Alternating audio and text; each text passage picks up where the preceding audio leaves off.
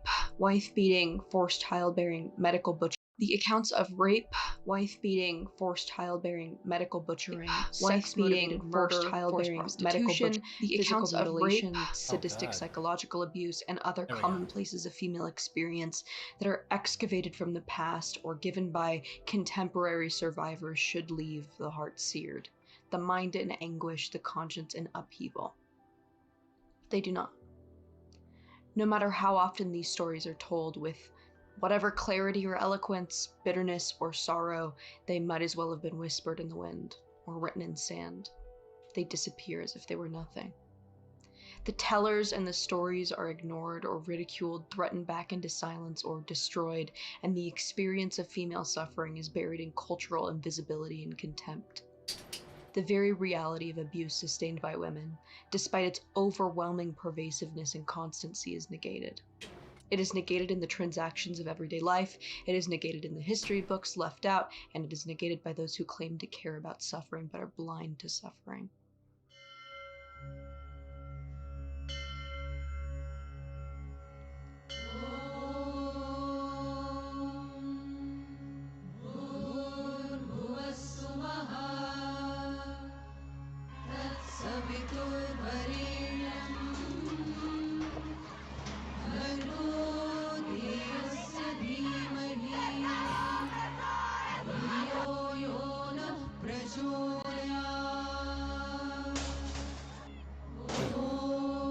In Latin America, rape and domestic violence are widespread. From Argentina to Colombia to Central America, women marked Women's Day to say enough. Mothers and daughters marched together. I belong to a generation of women educated to be servants of men, and I see my young female students suffering sexual abuse from as early as kindergarten. This has to end. Las Tesis Senior. Their choreographed chant, "A rapist in your path," has become a feminist mantra. Women of all ages, occupations, and economic standing filled Santiago's largest avenue, vowing to fight gender inequality, stereotypes, and much more. Women in Iran set their headscarves on fire in fury. Their protest is sparked by the death of this woman. Her name is Mahsa Amini, and she was just 22. She was arrested by the morality police in Tehran. They said she wasn't wearing the mandatory hijab or headscarf properly. The security forces have released CCTV footage of Mahsa in detention. It's heavily edited. Women cry, "Death to the dictator," and wave their headscarves at her funeral. The inscription on her gravestone reads that she's not dead. Her name will become a symbol and live forever. As Mahsa's family predicted, her name has already become a symbol of resistance. The problem, simply stated, is that one must believe in the existence of the person in order to recognize the authenticity of her suffering. Neither men nor women believe in the existence of women as significant beings. It is impossible to remember as real the suffering of someone who, by definition, has no legitimate claim to dignity or freedom. Someone who is in fact viewed as something, an object or an absence. And if a woman, an individual woman multiplied by billions, does not believe in her own discrete existence and therefore cannot credit the authenticity of her own suffering, she is erased, cancelled out, and the meaning of her life, whatever it is, whatever it might have been, is lost. This loss cannot be calculated or comprehended. It is vast and awful, and nothing will ever make up for it. Andrea Dworkin, Right Wing Women. My name is Leah Little. You might have seen me as Beret Girl recently on the Whatever podcast. You might know me from Twitch Politics. You might know me from having an OnlyFans for many years and then becoming very staunchly anti-sex work, anti-sex industry. You might have known me from my funny tweets. You might have known me from my funny TikToks. I have been in the recesses of the internet for a very long time, like a cockroach. But you can't kill me. I've been canceled a multitude of times, and I won't stay dead. And love it or hate it, here I am. But something that has been very pervasive in the past couple years. So far, at least I can say for sure, Pardon me. That ending's pretty good. Like all the clips and all the text and stuff for her first video. That's pretty good. And something that has motivated my personal journey into, call it whatever you want, being sympathetic to radical feminism, being a radical feminist, or being a materialist feminist. One thing that made me question everything as a liberal, as a leftist, as a Democrat, is the gender thing. I, with immediacy, as soon as I was brought into the whole fold of the gender idea, I could not stop watching whatever I could about it. I've been obsessed with this gender, this transgender idea for a very long time. I think this stems from being a gender nonconforming queer person growing up, identifying as a lesbian and then identifying as bisexual. Yeah, I'm one of those. Gender imagery has baffled me. I've always thought that the politics surrounding gender identity were insane, incoherent, and I just never understood it. But I think there's a big problem with most of the anti-gender or gender atheism legislation or ideology. There's a big problem in our movement, and the problem is that it is ran by Judeo-Christian males who don't care about women when they speak of gender. They're just homophobic. They're homophobic. They see. I wonder if there's. Doesn't seem like it is, but maybe I'm wrong. I have no idea. That sounds correct. Trans women as gay men, and the stem of that, the root cause, is homophobia. That's why they don't like these people, because they're disgusted by it. I think that's a big problem. The Steven Crowders, the Ben Shapiros, the Matt Walshes of the world don't care about women. There's no real leftist or liberal representation of being anti-gender or gender atheism on the left. And I hope to be that.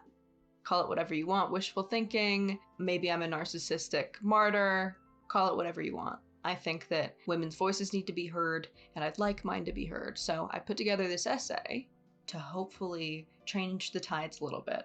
I'm trying to show that not everyone who is anti-gender identity, ideology, craziness is this conservative piece of shit man who just is homophobic.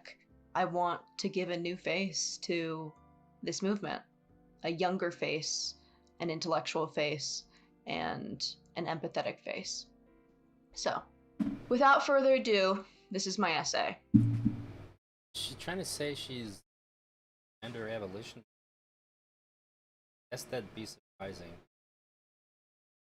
I don't know if I've ever heard her. I think I've heard her say that she is before, but I don't think I've ever actually heard her express any ideas of like gender abolition. Because I'm a gender abolitionist, and it doesn't seem like my ideas line up with hers.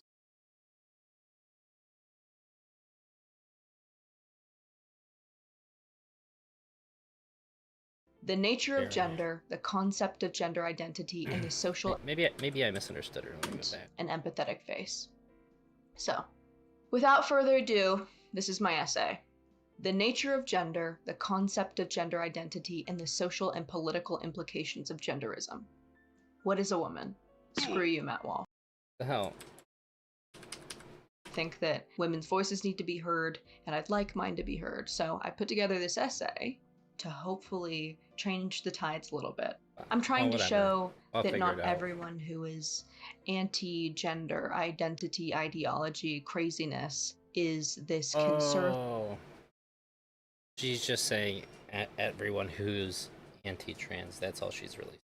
Conservative piece of shit man who just is homophobic. I want to give a new face to this movement, a younger face, an intellectual face, and an empathetic face. So, without further ado, this is my essay. The nature of gender, the concept of gender identity, and the social and political implications of genderism. What is a woman? Screw you, Matt Walsh. So I'm awaiting my impending 30th cancellation. This topic might be the one that does me in. I can't imagine a debate I've been privy to that has been more hostile. A lot of people in this debate have silenced others, mostly women, by discrediting them as inherently bigoted, oppressive, and the perpetrator/contributor to trans genocide. So any and all dissent of this gender movement is seen as oppressive or even violent. So if you don't want to contribute to suffering, pain, and further marginalization of trans people, you have to accept the doctrine, the gender doctrine in its entirety. So while I go over these points today, I've been told in itself, even holding up this topic for scrutiny will cause damage and will have been me inciting violence against a stigmatized and marginalized group. I refuse to accept this premise. Quote, "If you don't respect my gender identity, you don't respect me." This is a piece of dogma constantly peddled in this movement. We are required to believe the stories that people tell us about their identity. The sad part is that a lot of these people have been successful in selling this. And yet, most people I've spoken to about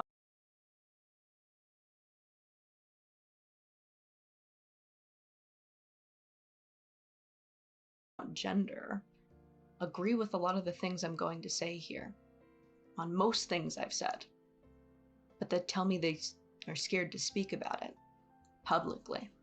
This minority has somehow infiltrated the zeitgeist and made it impossible to scrutinize something that is very easily scrutinizable.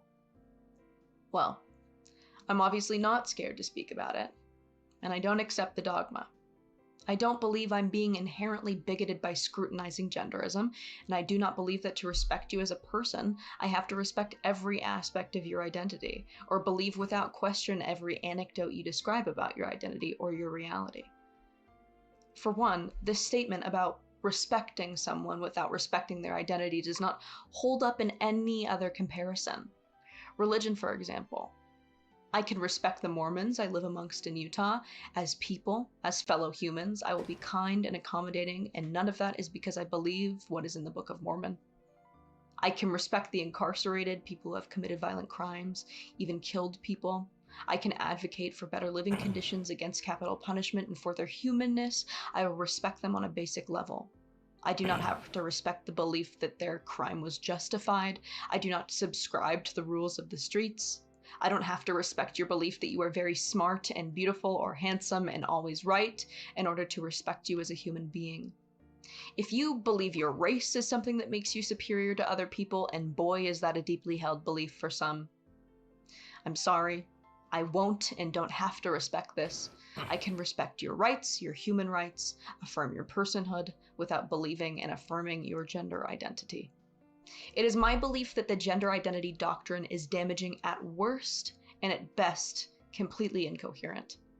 So let's give some background. Men have attributed to themselves the prototype of what it is to be human, positioning women throughout history as their inferior other. Religion, evolutionary biology, and medicine have all attributed women's inferior status to her defective body or biology, rather than the political organization of women as a sex class. Because of this, women for decades have argued and fought to be recognized as equal. Arguing against this misogynist definition of women's body, arguing gender identity is culture. This is a lot of stuff. I think I'm missing little bits of it in the just like I don't know how to put it. I feel like she's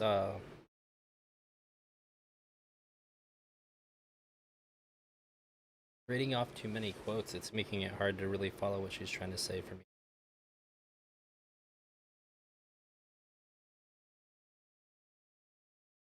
And not nature, separating biological sex from gender, what is imposed on them. Free our sisters! Free ourselves! Free our sisters! Free ourselves! Free our sisters! Free ourselves! What do we want? Equal pay! What do we want? Equal pay! What do we want? Liberation! When do we want it? Now! So, Sex and gender. What is the distinction? In the mid-20th century, a terminological distinction in modern English known as the sex and gender distinction between biological sex and gender began to develop in the academic areas of psychology, sexology, and feminism. Before the mid-20th century, it was uncommon to use the word gender to refer to anything but grammatical categories. In the 1970s, feminist theory embraced the concept of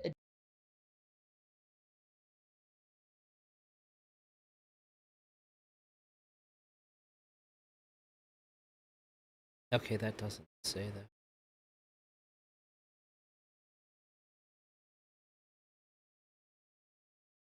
Grammatical category. Grammatical. This kind.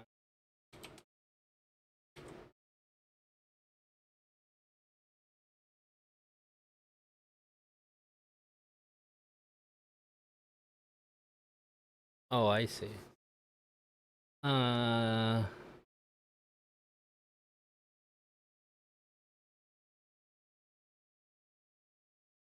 Okay, it doesn't say that here. a distinction between biological sex and the social construct of gender. Most contemporary social scientists, behavioral scientists, and biologists, many legal systems and government bodies and intergovernment agencies such as the WHO, make a distinction between gender and sex. Before the terminological distinction between biological sex and gender as a role developed, it was uncommon to use the word gender to refer to anything but grammatical categories. For example, in a bibliography of 12,000 references on marriage and family from 1900 to 1964, the term gender does not even emerge once. Analysis of more than 30 million academic article titles from 1945 to 2001 showed that the uses of the term gender were much rarer than the uses of sex, and were often used as a grammatical category early in this period. By the end of this period, uses of gender outnumbered uses of sex in the social sciences, arts, and humanities. It was in the 1970s that feminists... I don't think it's a very good point to say that it wasn't used in a book. Yeah, that doesn't really make any sense to me. The lack of it being used doesn't suggest anything to me. Kind of a strange point to bring up. If it was being used in a context that's specifically directly only referred to sex and it was completely interchangeable, I don't think I would care if it was used in that book, but at least that would be more her point. Scholars adopted the term gender as a way of distinguishing socially constructed aspects of male-female differences, gender, from biologically determined aspects of sex. In 1945, Madison Bentley defined gender as the socialized obverse of sex. Simone de Beauvoir's 1949 book, The Second Sex, has been interpreted as the beginning of the distinction between sex and gender in feminist theory, although this interpretation is contested. Sexologist John Money coined the term gender role and was the first to use it in print in a scientific trade journal. In a seminal 1955 paper, he defined it as, quote, all those things that a person says or does to disclose themselves as having the status of a boy or man, girl or woman, end quote. The modern academic sense of the word, in the context of social roles of men and women, dates back to at least 1945 and was popularized and developed by the feminist movement from the 1970s onward. They theorized that human nature is essentially epicene and social distinctions based on sex are arbitrarily constructed. In this context, matters pertaining to this theoretical process of social construction were labeled matters of gender. So, in the 1980s to the 1990s, post-structuralism theorists and postmodernism and queer theory developed the theory of social constructionism, beyond the social construction of the human body, and began to dispense any strict definition or attention to the body really whatsoever. Social constructionism is a theory of knowledge that holds that characteristics typically thought to be immutable and solely biological, such as gender, race, class, ability, and sexuality, are products of human definition and interpretation shaped by cultural and historical context. So basically, art is a lie, nothing is real. Basically, nothing matters, material reality doesn't matter. You know, a lot of these philosophers have definite points, but I think it personally becomes very black and white and becomes very incoherent when you say that material reality does not exist. This is what happens when you're overeducated, your parents have too much money, you have too much college education, and you don't have enough real life experience, in my personal. I don't think that's what they said, though, right? Pretty sure that's not what they said. Humble opinion. So, transgender ideology becomes born of that goo. Ironically, transgender ideology does not get rid of biological essentialism, but really, really doubles down on it. So Judith Butler is a post-structuralist, postmodernist, non-binary female who talks about performativity theory, which is that gender is neither essential nor biologically determined, but rather it is created by its own performance, and hence it is performative. I understand better this phenomena through the lens of Simone de Beauvoir's, quote, "one is not born, but rather becomes a woman," end quote, which is similar to what Butler said, but more compelling to me personally, constantly misrepresented to fit a trans activist agenda. What she's saying is that you're born female, and then immediately from birth you're put into this direct factory manufacturing system, and when you've emerged, you're a proper woman. You've been built and distorted into womanhood as a female. Not that sex and gender is this immaterial idea, right? Let me be clear. A lot of people misrepresent my side of the movement, and I've been called a sex essentialist many times. This is not true. Could not be further from the truth. So this is the description of a sex essentialist or a gender essentialist. The gender essentialist claim of biology theorizes that gender differences are rooted in nature and biology. Historical views based in gender essentialism claim that there are biological causes for the differences between men and women, such as women giving birth and men going out and hunting. So sex essentialism would mean that you have innate and fixed traits just by nature of your sex. So basically, That's true, though. Sex does determine.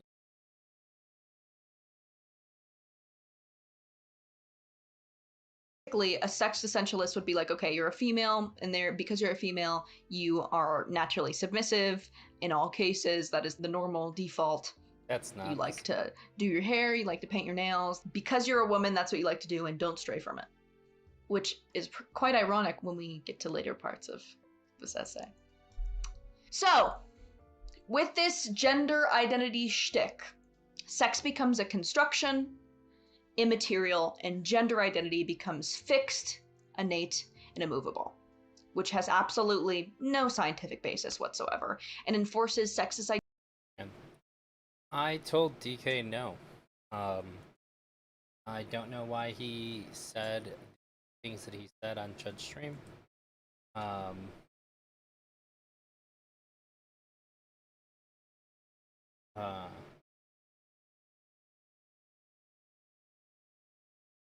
Said didn't really get an answer, and I did. I explained to him why.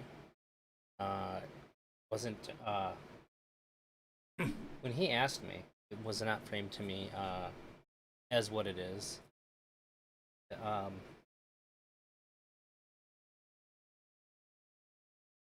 Aside from the fact that I was just asked to come and answer some questions about the video, and that's obviously not what.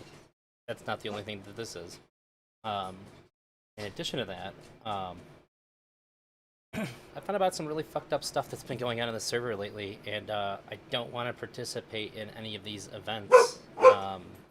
Even if I'm not the subject, I don't agree with the stuff that's going on there. It's fucked. And I particularly don't agree with being asked to be a part of something by being misled about it. Then having a bunch of people trying to like pressure me into it, that shit's not gonna work. That doesn't make any sense to me. And if I think that people are doing something shitty because they have done shitty things,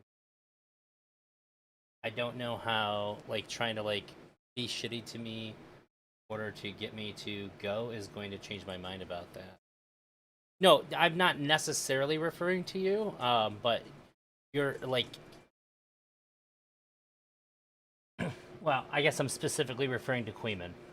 Uh, I just thought that was it's really odd. And after I kind of called DK on it, he sort of gave me more information and was a little bit more upfront about what was going on. But if DK would have just said, "Hey, well, I didn't understand that some of the things that had gone on recently in the server too," but aside from that, if that wasn't a thing, and DK had just said, "Hey, you wanna come in on Monday? We're gonna like roast you about that video," I'd be all for it. I'm totally fine with that shit going down, but I don't like the idea that I'm being asked to answer some questions and then it's getting framed as a tribunal. And with the other stuff, I just think it's really fucked up. What's been going on there? I just don't. I can't, in good conscience, be a part of that. Been being pretty shitty to some people, and yeah, I just I think it's fucked. But I did tell him that if anybody, also I didn't know it was being streamed. That makes it better.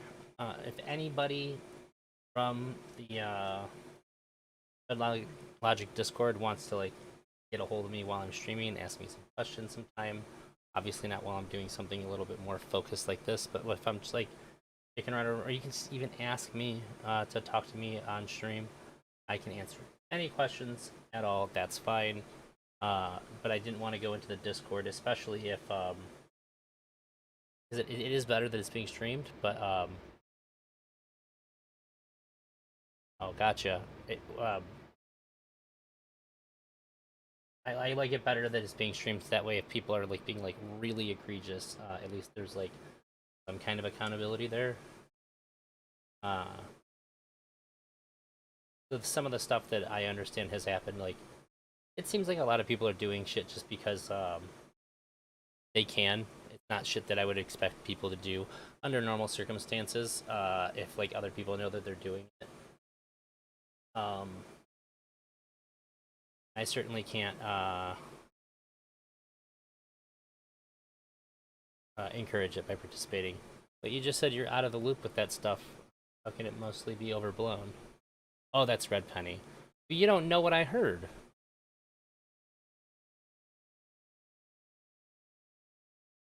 Yeah, but you don't. I mean, maybe you weren't there for it? I don't know. I don't know what you know.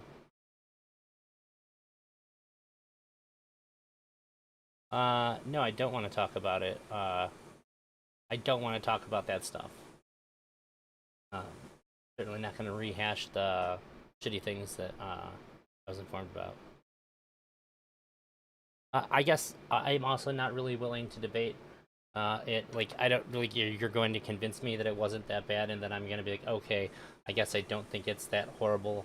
I guess I don't think the treatment was that horrible to some of the people that had really bad treatment there. So now I'm going to do the thing. That's not going to happen.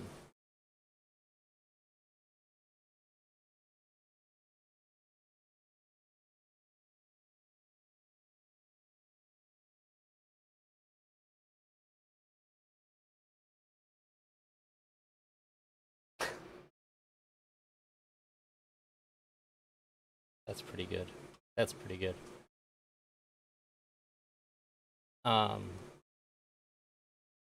I'm not doing this instead. I just put this off till later since I wasn't doing the, I guess, tribunal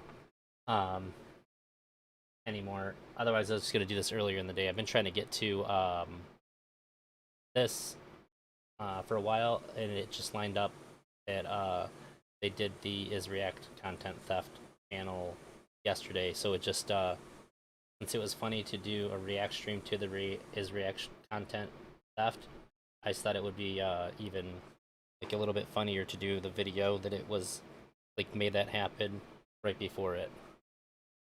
In Red Penny, I know that you're not. I've never had any like particular issues with you. We might have had like some words in passing or whatever, but like I don't have any issues. I don't really have any particular issues with any individuals per se. I don't really trust DK, and the framing of the invite to me and what it ended up being advertised as and stuff. That's pretty off-putting. So like I not the biggest DK fan at the moment, but otherwise, like, I don't really have anything against any individuals. I don't care if people make fun of me or roast me or whatever. I don't give a shit. Like I tell people all the time, my ex-wife is an alcoholic. You can't really hurt my feelings. All that shit's like done and gone in the past.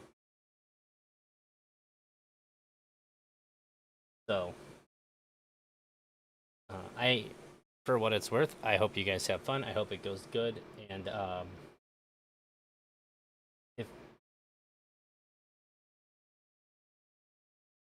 if the way things happened in that Discord community weren't the way they were, I'd be happy to like just basically go in and have people fucking dunk on me and fuck with me all you want. I generally think it's really, really funny when people make fun of me. I like making fun of people back and forth. That shit's really fun to me.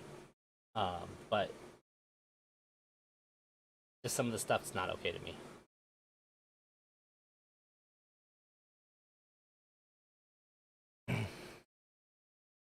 Yeah, I just don't know that. And either way, like I said, I already said my reasons, and I'm not gonna get talked out of it.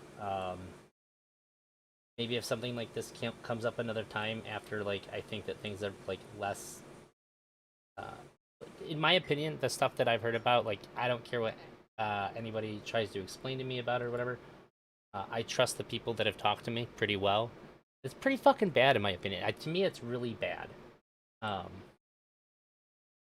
I know there's a lot of people that stream in this space and shit that talk about their morals and values. Like, I very, very much live them. It drives my wife crazy and people around me crazy. That I'm extremely principled about the things that I believe in, and if I think something's wrong, I just don't do it. Just I think generally I'm pretty lax, but I think that it would be wrong to participate. I understand. You feel free to, if you have any questions about my video or whatever, you can feel free to hit me up, whatever. But he did. I'll address one thing. He said that I called this person. That person called me. I didn't call the person in the video, and that's why I'm not wearing a shirt. I was just like, this call's really weird. I'm just gonna hit record right now and record it. If I called them, I would have had time to put a shirt on and shit. But also, I don't really care about being shirtless on stream. I did a whole stream shirtless with Tuna and Smith and F-bombs. I thought it was funny. So, good luck and have fun with it. Yeah, that's it. I'm gonna keep watching this. Ideas such as a pink or blue brain. This idea of inherent gender identity is what has oppressed and imprisoned women throughout centuries. We are silenced into even defining our own bodies. And before you say I'm being dramatic,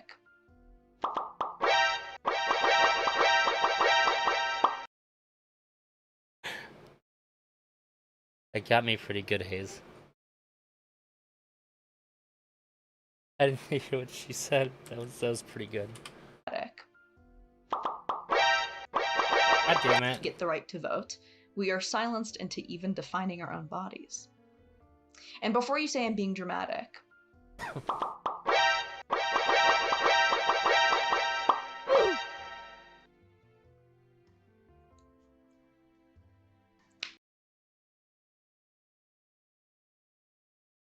I mean, that is dramatic, right? Nobody's saying anything about what she says about her own body. They're mad about her judgment about other people's perspectives on their bodies. So, my belief is that a woman is a female. I already know that I'm not going to agree with most of the stuff Lab says, and when she says something that I think is just incorrect or that I disagree with, I'll probably say it. Like, I think it's okay to be wrong.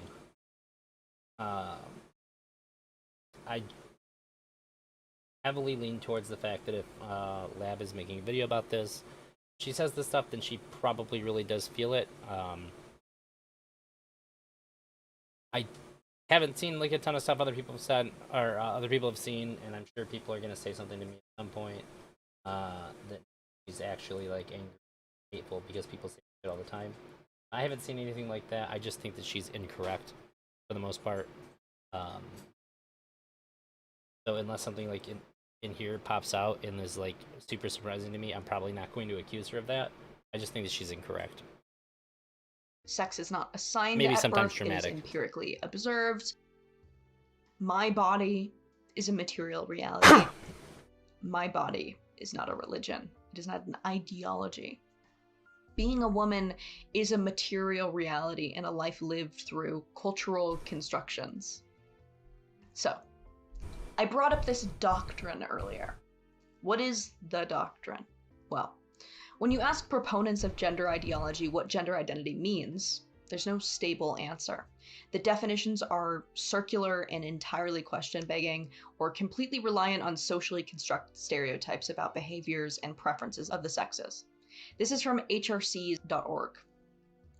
One's innermost concept of self as male, female, a blend of both or neither, how individuals perceive themselves and what they call themselves.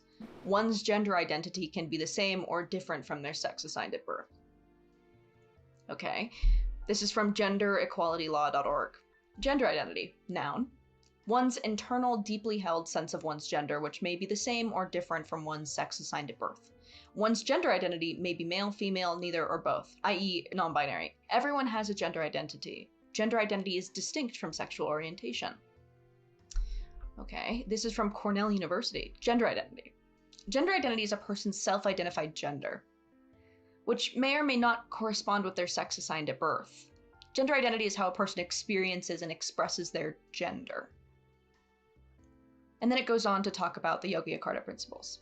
The Yogyakarta Principles, international human rights principles revolving around sexual orientation and gender identity, describe gender identity as each person's presentation of the person's gender through physical appearance, including dress, hairstyles, accessories, cosmetics, and mannerisms, speech, behavioral patterns, names, and personal references.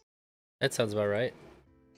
Many different gender identities exist, including male, female, transgender, gender neutral, non-binary, agender, pangender, genderqueer, two-spirit, third gender, and all or none of a combination of these. So, the Yogyakarta Principles are seen as the standard for gender protection laws internationally. In 2006, in response to well-documented patterns of abuse, a distinguished group of international human rights experts met in Yogyakarta, Indonesia, to outline a set of international principles relating to sexual orientation and gender identity.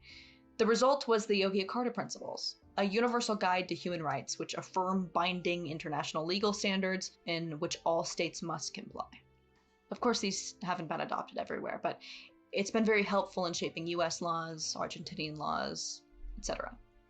In a lot of the United States, trans people have protections against discrimination as well as acknowledgement of gender identity, employment, education, and housing protection, all under the basis of gender identity. So, what is gender identity? What is the clear political definition? You'd hope that there would be one, considering these laws proposed by trans activists come into contact with or override existing legal protections for other groups, other sex classes, namely females. Unfortunately, there is no clear definition. No legal document or law managed to explain the concept of gender identity in a way that is not circular, nonsensical, or reliant on socially constructed stereotypes. You'll notice about all of these definitions is the word gender on both sides.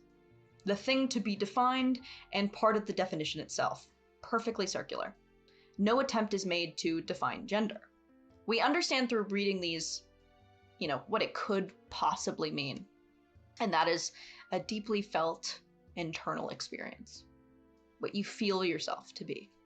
Even moving off of these not defining gender, it doesn't tell us how this feeling is different from any other felt feeling having nothing to do with gender.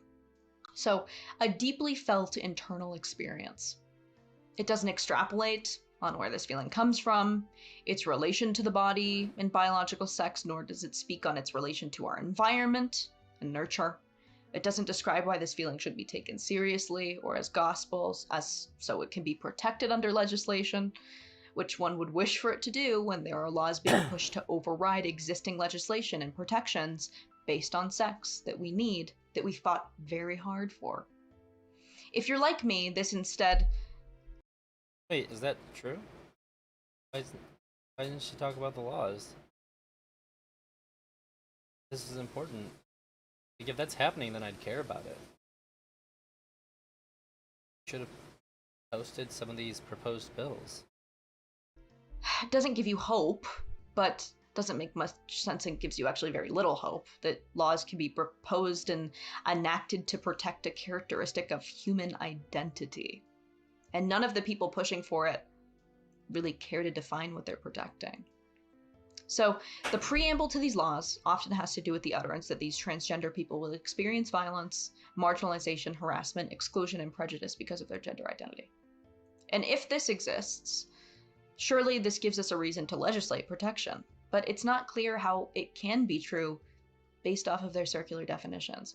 What does it mean for someone to suffer from discrimination or violence based on an internal belief about themselves, rather than on an outward presentation? How do you protect a subjective state?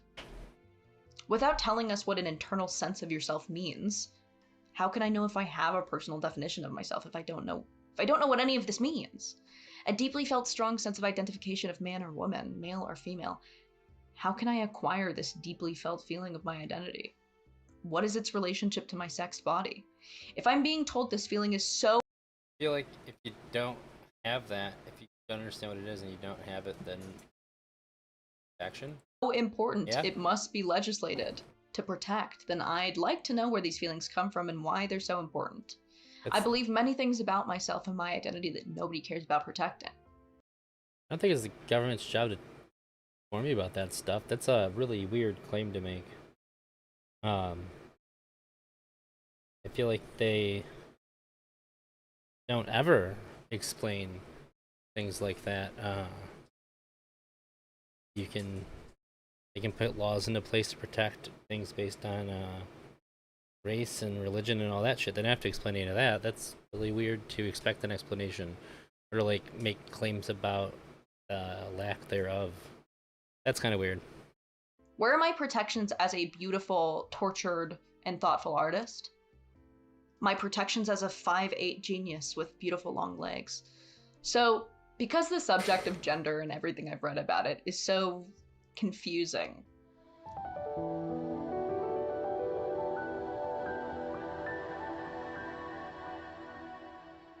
gender identity needs to be more than a preference or affinity to attributes and roles associated to a sex. The consensus is that gender identity is as fixed as sexual orientation, meaning we should not try to shape or influence it. Trying to shape or change someone's gender identity, encouraging them to reflect, is seen as wrong and abusive. People often explain that trying to relay a biological sex to a trans person is akin to sexual conversion therapy. People explicitly argue that the only form of psychotherapy should be one that affirms and supports the professed gender identity. Even therapy geared towards young people, the kind that wishes to wait and see how your identity could play out and change while you remain a minor, is considered dangerous and abusive now, i.e. protect trans kids.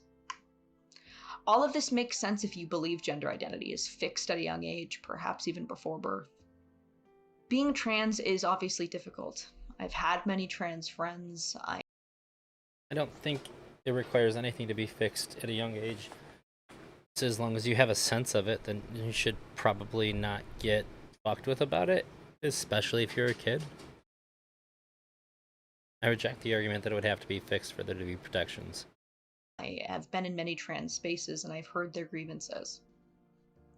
It causes distress and could lead down a path of stigmatization, marginalization, potentially expensive dysphoria relieving surgery. We are told constantly trans lives are difficult and that they face a greater number of barriers and obstacles.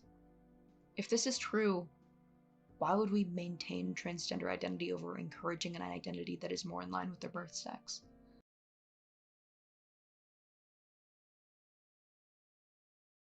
We do that with people that do identify it with it.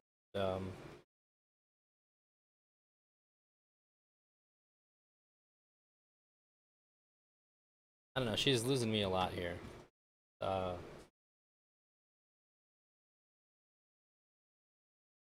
Yeah, I just don't follow. I wonder I don't know how why she's drawing we these help lines. female children become boys. How that is somehow a better clinical goal than helping them feel comfortable being a girl. And the only way that this makes sense is if you value transgender identity over cisgender identity. What? If you're logical and what you're aiming to do is reduce harm, then the evidence we have suggests the best way to do that is to have a child happy with the body they were born in. If not only to shield them from medical costs and a long road of body modification. And then if that doesn't work, if all else fails, only then to aid in a transition.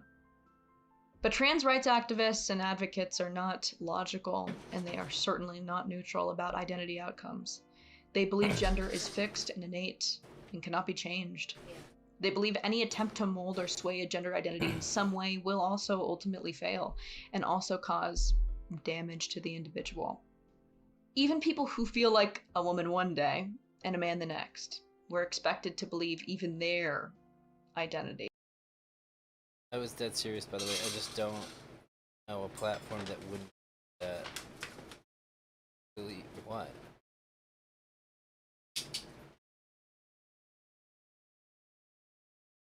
Did I miss something that you said? I don't understand that. Is fixed, innate, and cannot be changed.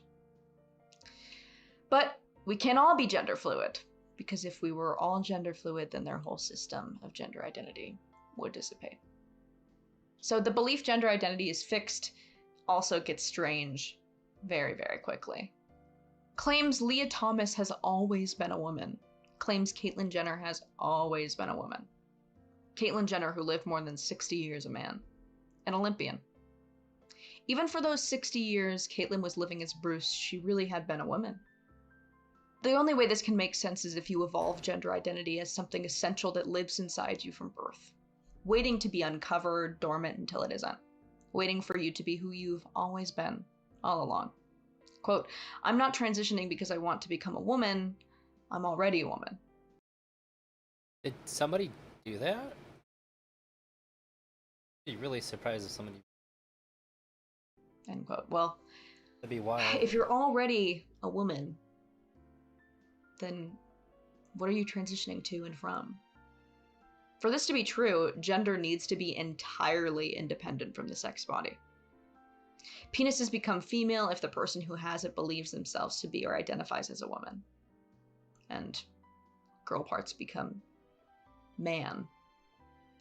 So, gender identity needs to be universal. Everyone must experience gender identity.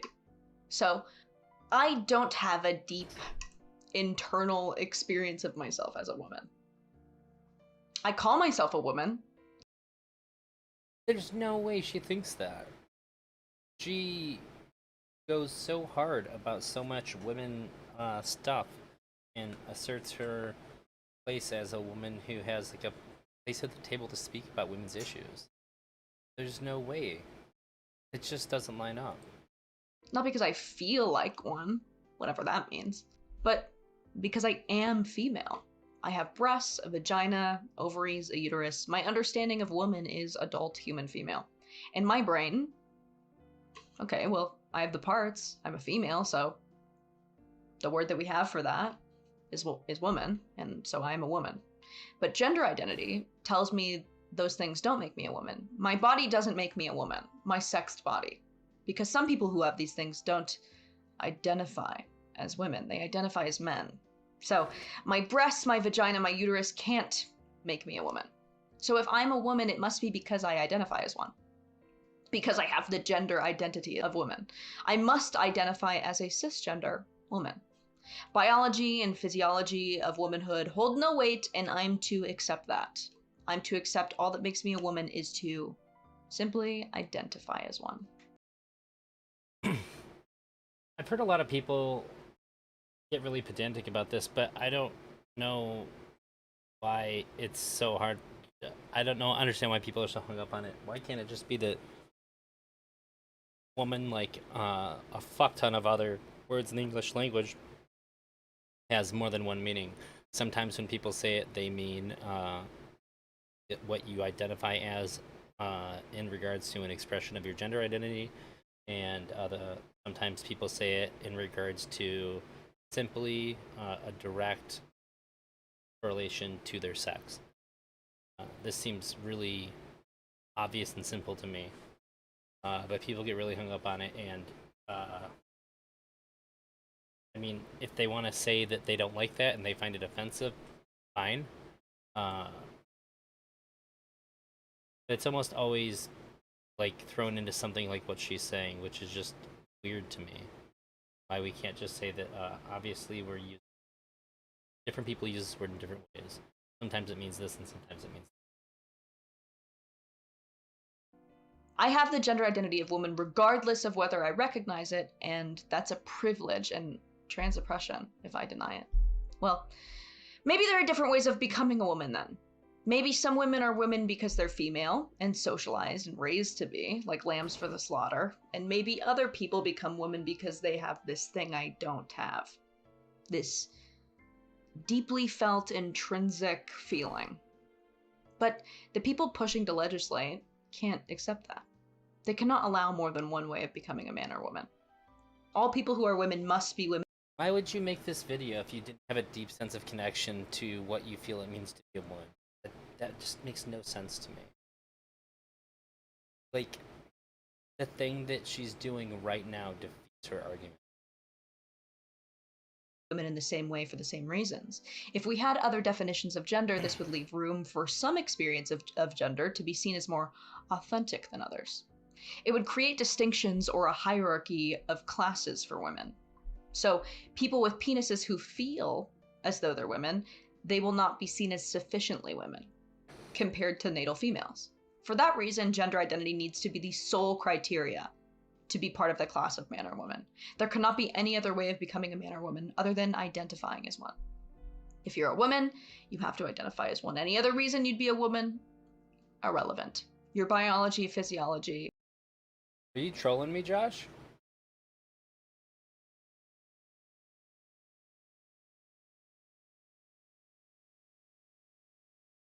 Have you heard all the other stuff she said within this video?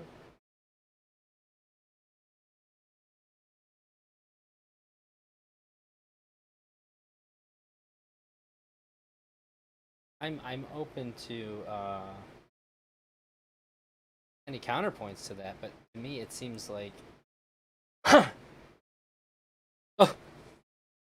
oh, you're saying note that you're not trolling me. It seems to me that in order to be a TERF, must have a very clear sense of what it means to be a woman. And in order to be a TERF, must also care deeply about it and identify strongly with it.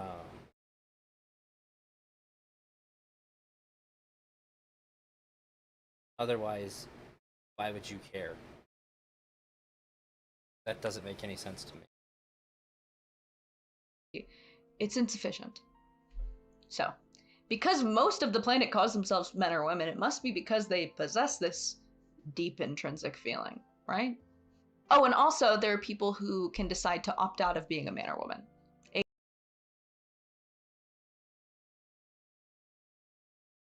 I think it's correct that most people do have that. That's the case. If it's not the case that people don't have this feeling about what it means to be a man or a woman, then it should be rather easy to just tell you that I should be able to tell Lab, okay, well then and she should have no reason to reject that. She doesn't have a deep connection to the feeling of what it means to be a woman.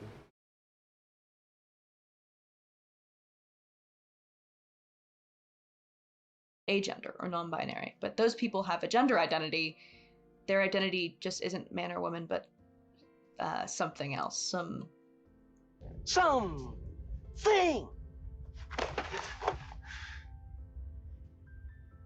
I'm sorry, what were you saying? Some immaterial I experience. do like the suppose. editing though. So, when I tell people about how I feel about my gender, they tell me that I'm something like non-binary. Yeah, but she's yeah,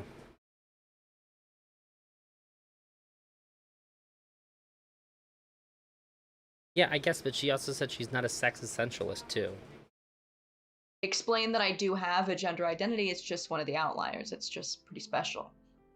But if I call myself non-binary, I am not a woman anymore. I can't be. But I've been a woman my entire adult life because of my body. But I can't call myself a woman because I don't identify as one. I don't have this deeply personal identification and feeling. And again, how can I even begin to have this feeling or try to have it if I can't explain what it is? Or what it means to feel like a woman? If your personality, disposition, and preferences are more aligned to the gender norms of one sex, or the other sex, rather than your natal sex, if you have the feeling you are more comfortable or belong to another gender role than another, maybe if that's all that means. But again, where does gender identity come from? And why should we protect this thing in law? Of course, I can live more comfortably as a woman. I've been raised and socialized to be one for 24 years. I've had good practice. It's all I've ever known.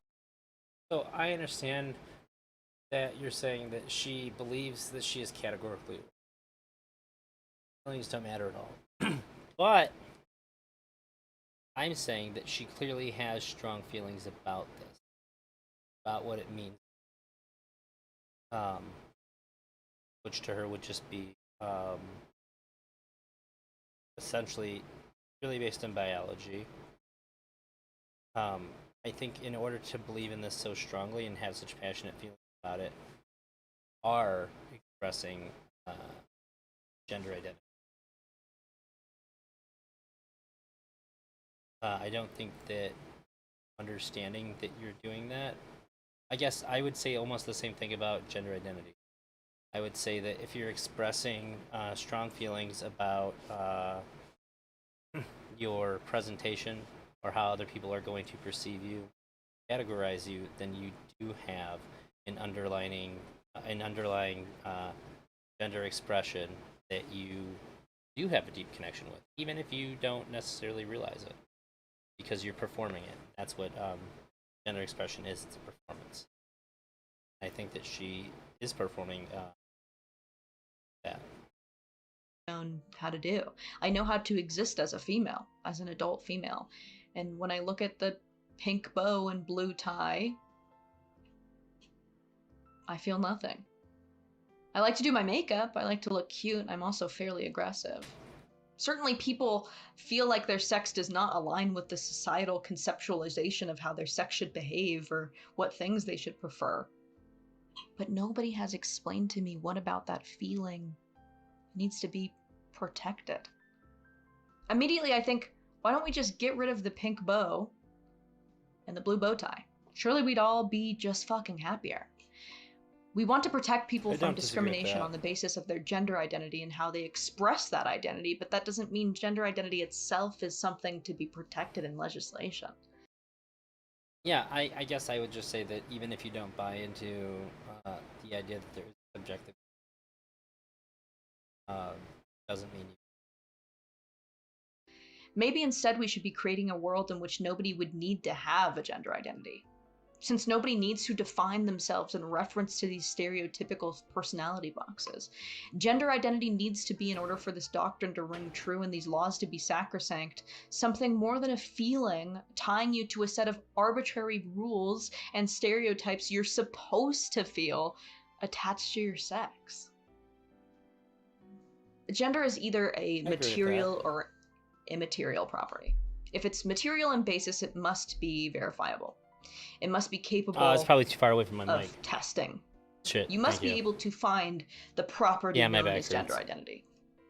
What is this if not a gendered brain?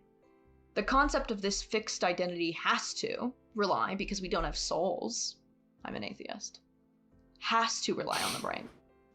So what is the concept of sexed brains?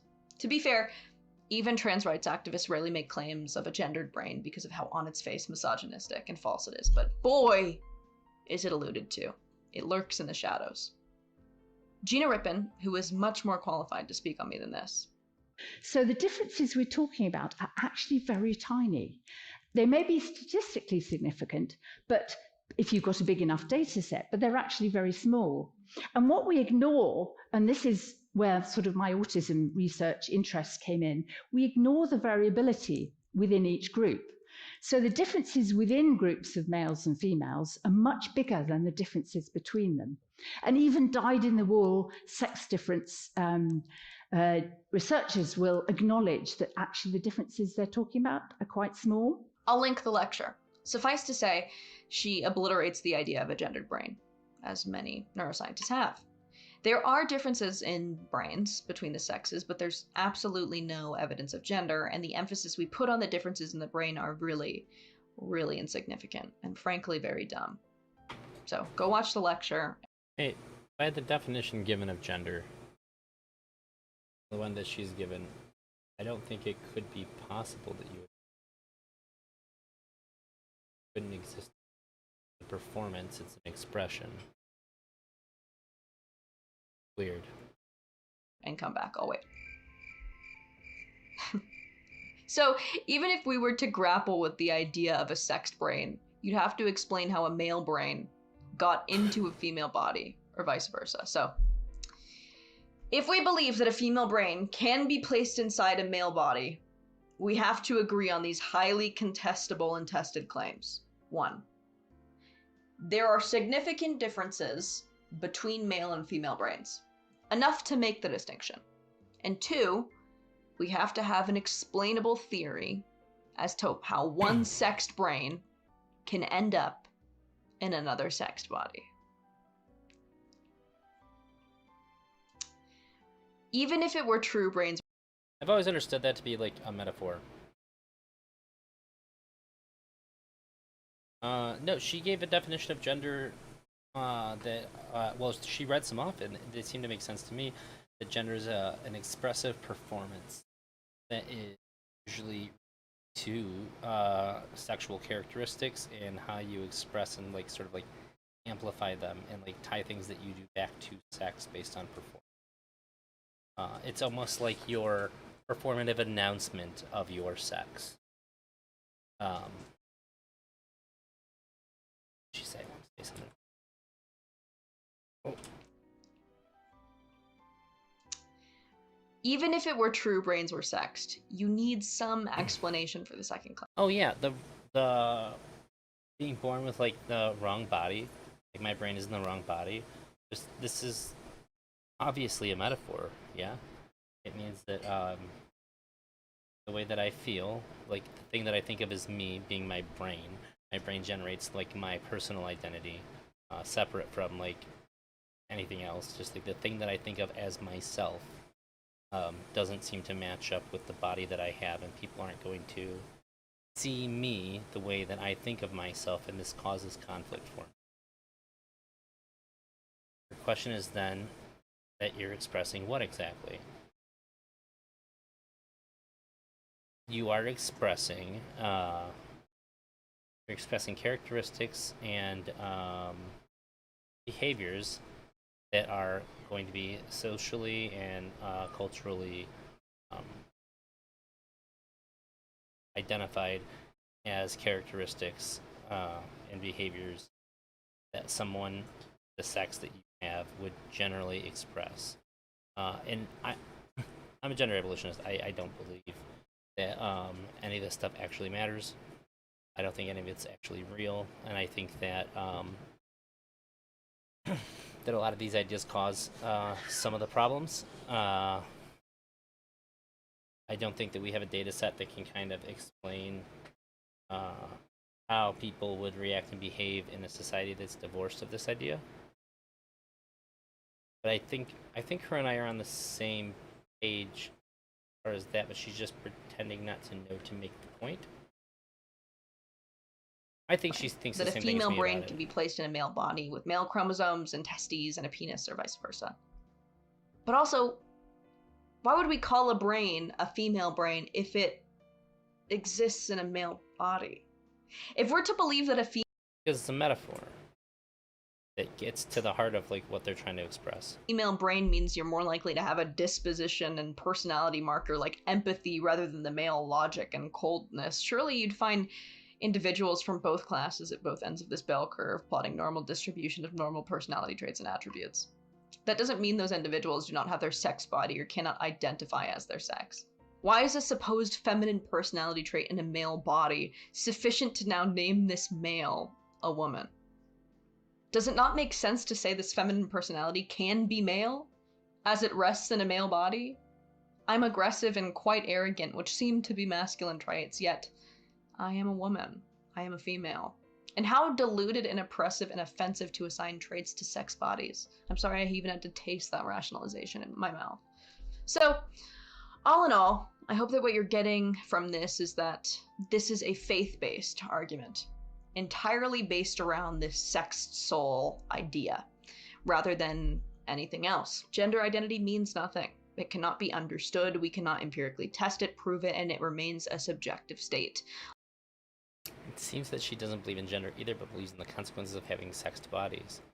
I do too, but I also believe in the consequences of everybody enforcing and observing and performing gender as well. And I don't like sort of forces you to also perform these things. Otherwise, you're sort of an outlier. And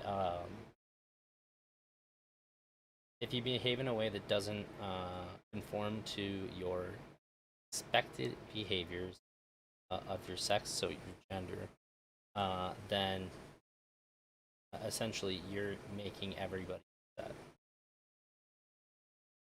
And that's always been really weird. I get really weirded out when people explain things as like, especially like to kids, or like when I was a kid, like that's something that's like a boy thing, or that's like a girl thing. That shit never ever made any sense to me. It still doesn't make any sense to me. It's just like some weird cope thing that people do. I think that's nonsense. Almost like a religion.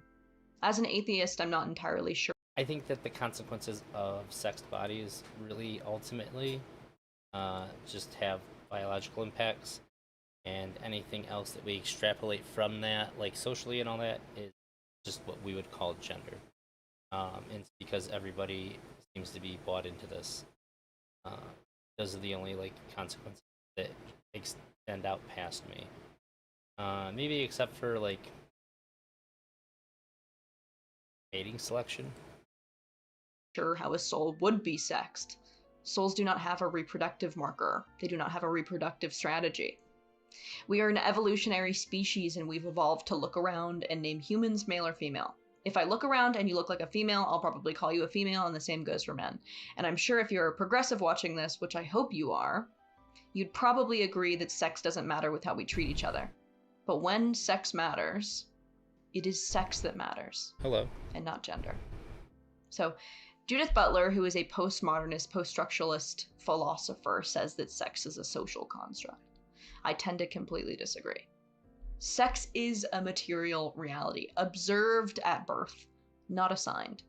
And if the birth is of a female child, you instantly know culturally what to do with this child.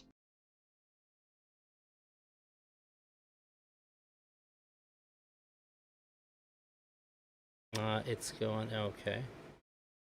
She is pink, she's frilly, she's to blame if she is raped, she's got to be a mother, we have to push her in feminine direction. Is the historical subjugation of female sexed bodies gender?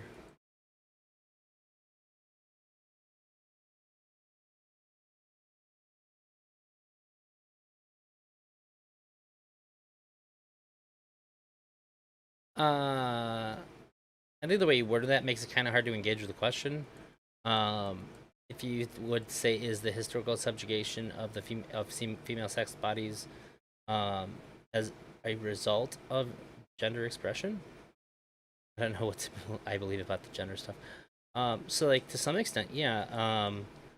sometimes like historical subjugation of biological women have been circumvented by them pretending that they're not women. So by changing the way their bodies look, sometimes women have gotten into the military by doing this. Sometimes women have just evaded like a lot of just like historically negative things that go along with being a woman by expressing a different gender identity. So I would say it certainly plays a role.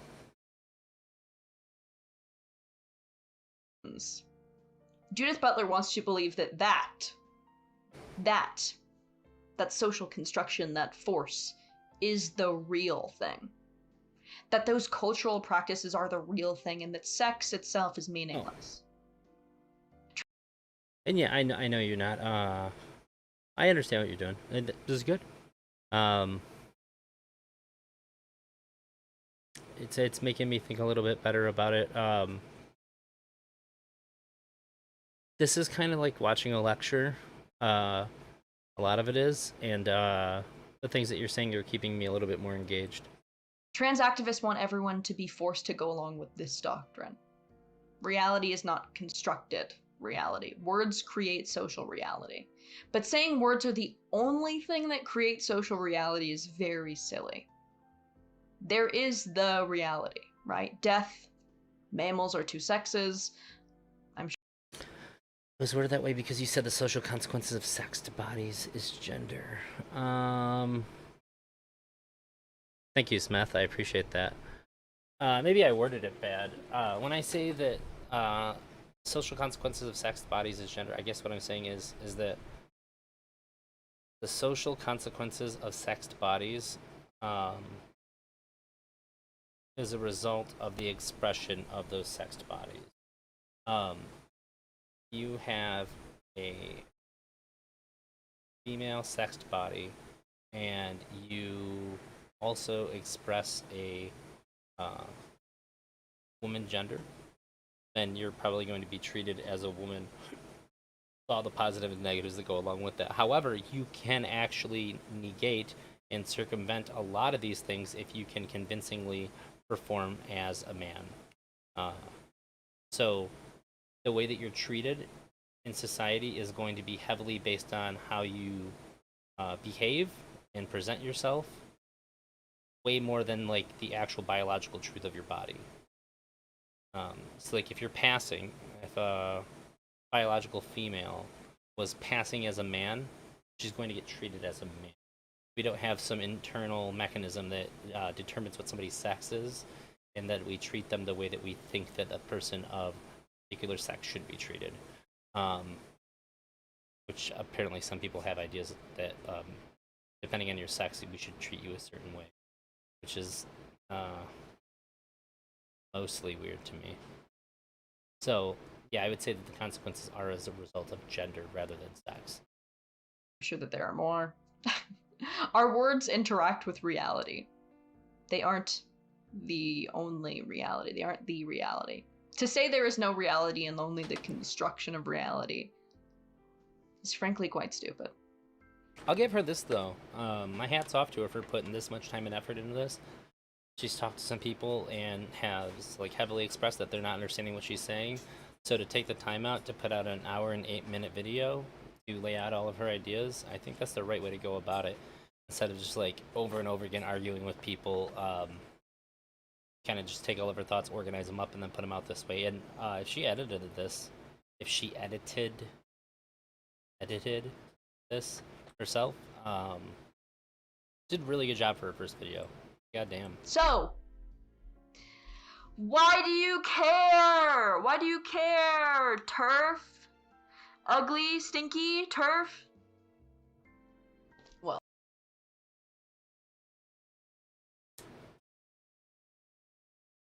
Yeah, I don't think there's anything intentionally hateful here. And that's what I said earlier, too, is that I disagree with a lot of stuff that Lav says about gender and sex, but she never comes off as somebody who's like trying to hurt people. I know that some people have said otherwise, and I would generally think that these people have good, a good grasp on things. But if it has happened, I haven't seen it. But I also know too that sometimes normally reasonable people, yeah, see on Twitter, I hear a lot of stuff about her tweets, but I haven't seen them. I don't avoid her stuff either. I think she switched to another account and I didn't know, and so I just started following that one yesterday. But also I understand too that some of that stuff might be jokes too. So I don't really know. I'd have to ask her about the individual things and see what she says. Engage her for myself. But when I see her engaging with people about this stuff, it seems like she has a genuine interest on the subject, and even if she ends up being wrong in some of the discussions or not, and I don't really know if that's the case, I think it's okay to be wrong. It doesn't make you hateful. Oh, and what I was saying too is that I think that sometimes even really smart, well-intentioned people, brains will just turn off when they're engaging with this subject. I think that there's sufficient social pressure to just agree with the status quo. What the majority of people on say Twitter are saying about it, and if it's not, then there's some pretty serious consequences for you on that social media platform that you might just be dissuaded from actually saying what you think. I like this version of her more than the Twitter version of her, and I hate the Twitter version of her. I think most people are a lot more inflammatory on Twitter than they are anywhere else. I stopped freely browsing and responding to people on Twitter because it brings out the worst in me too. Well, this is the James Barrie story. Margaret Ann Bulkley.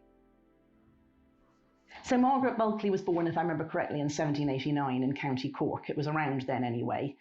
And the early part of her life isn't very clear, but she seems to have been supported by an uncle to go to train as a doctor, and there was only one place she could do that, and that was the University of Edinburgh. Not because they accepted women, they didn't at any of the universities that she could go to, but because they took children. Basically, they had no age limit. So even though she was an adult, she presented herself as a precocious boy, and she turned up there, I think at age 18 or 19, saying she was 12 and a boy. And she got her medical degree. And the point was that she was going to go out to Venezuela, where there were no rules against women being doctors. But then Venezuela had a revolution, and that never happened. So she was kind of stuck. She had this medical degree, and she had this male name. Now, she was about 4'10". Her voice had never broken. I cannot actually believe that many people around her seriously thought that she was a man. But anyway, she lived her entire lifetime as a man, James Barrie. She worked in the army. She was an army doctor. She went out to India. She met Florence Nightingale, who said she was completely horrible. Florence Nightingale said he was one of the most vicious and nasty little men that she'd ever met, constantly starting duels, or at least, taking the sword out and saying she was going to.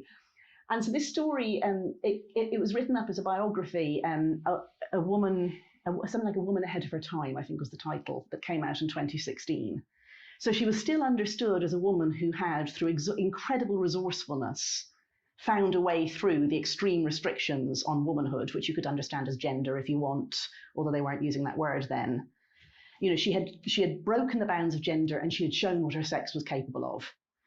And then there was a fictionalized version of the book due out in about 2021. And as soon as that was announced, when the book was sold, it started to get all these negative reviews before it had even been written on Goodreads, saying it was transphobic trash, and that James Barrie was a man, and it was dead naming James Barrie him by saying her and mentioning the name Margaret Bulkley and so on. So somewhere between 2016 and 2021 is when it happened. And what it is switching from understanding this story as, the very long history of oppression of women by something you could call gender.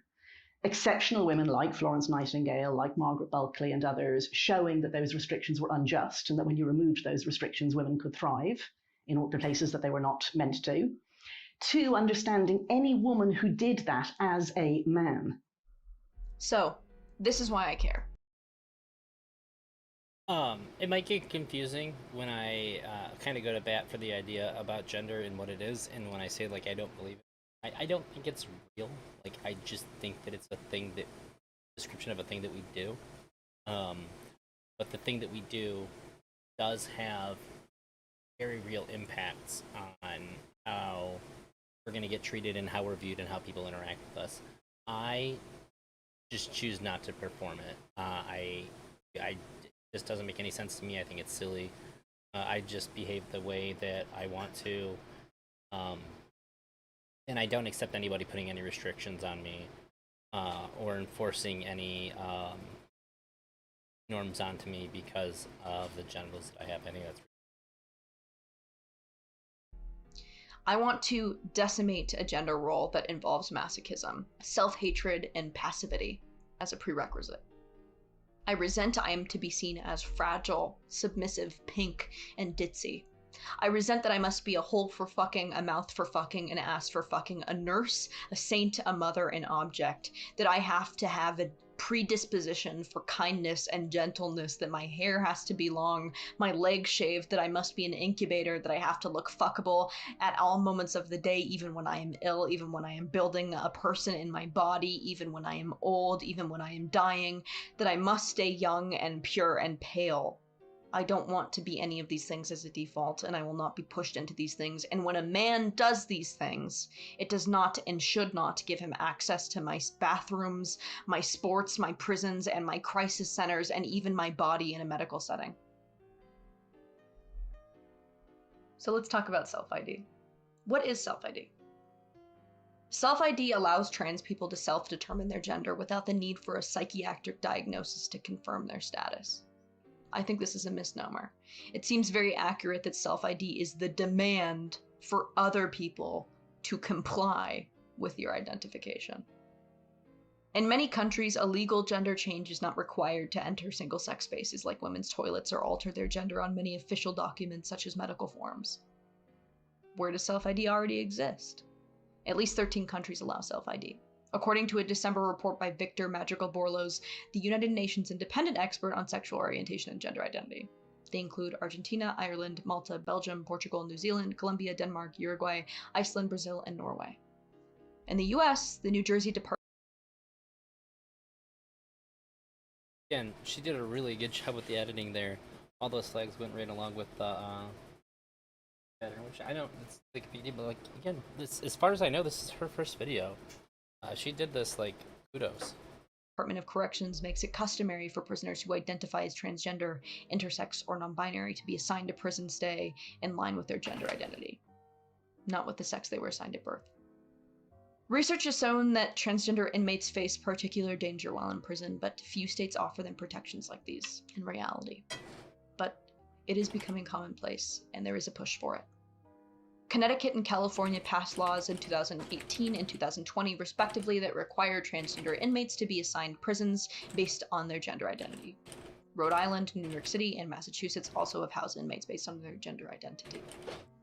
Lambda Legal, the Transgender Law Center, and the American Civil Liberties Union Foundation of Southern California, ACLU, SoCal, filed a motion to intervene in a lawsuit challenging a California law protecting transgender, non-binary, and intersex inmates. So, under a 2020 law, the State Department of Corrections and Rehabilitation is required to house inmates in correctional facilities designed for men or women based on their reported gender identity. The department must also recognize an inmate's self-reported gender identity and pronouns. This is becoming commonplace. So, an estimated 91% of victims of rape and sexual assault are female. 9% are male. Nearly 99% of perpetrators are male. With self-ID laws, anyone can claim that they're a woman. This means anyone. Not even actual transsexuals. Anyone. So, you see where this can potentially pose a problem. I think there's a very clear difference between somebody who simply reporting they're transgender and somebody who experiencing gender dysphoria. I think it's a lot different. I think you're going to see much different.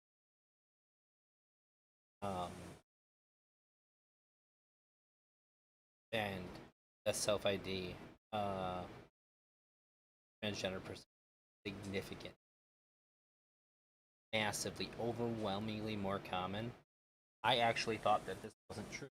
Because Will in his channel said it on Twitter that, like, I might be mistaken, but I'm pretty sure he said like 99%. I googled it and I was stunned that yeah, it's like 1% or less. I could be wrong, but it's definitely very, very close to that number. Oh, it's definitely very, very close to that number, though. The overwhelming majority, it is almost to the point to where basically no trans people have gender dysphoria compared to self-ID trans people. I think it's really worth having a conversation about the differences between these two things and what kind of care the two different experiences need and the prioritization of that care. I think that being trans and not having gender identity, like, it seems valid to me. Like, I don't really care if somebody, I don't care if somebody just wants to be. It doesn't mean anything to me different pragmatically. If you tell me your name's different than what it is, I'll call you that just because you feel like being called something by particularly me. That's fine. I don't care. I'm basically gonna go along with most social things that people ask of me in regards to them and how they view themselves. I just it doesn't interrupt the flow of my day if it makes you happy. Cool. But if you have a very debilitating disease like gender dysphoria, which I think most people don't understand how bad that is, because most people know a trans person. Not everybody knows a trans person that has gender dysphoria. Most people don't. And when it's like in its severe form, it is horrifying. I think that if you talk to somebody about their experience who does experience it, I feel like it would almost be impossible to deny the truth of their experience. Like, I don't think that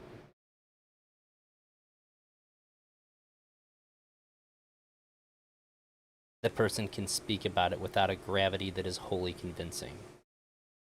And I think that's something that is more important than anything else that we deal with when we're talking about trans issues. I think that gender dysphoria should probably take the cake. Gender dysphoric trans people are going to be the ones that are predominantly ending their lives over this. Untreated gender dysphoria seems to have a very high mortality rate. And I think that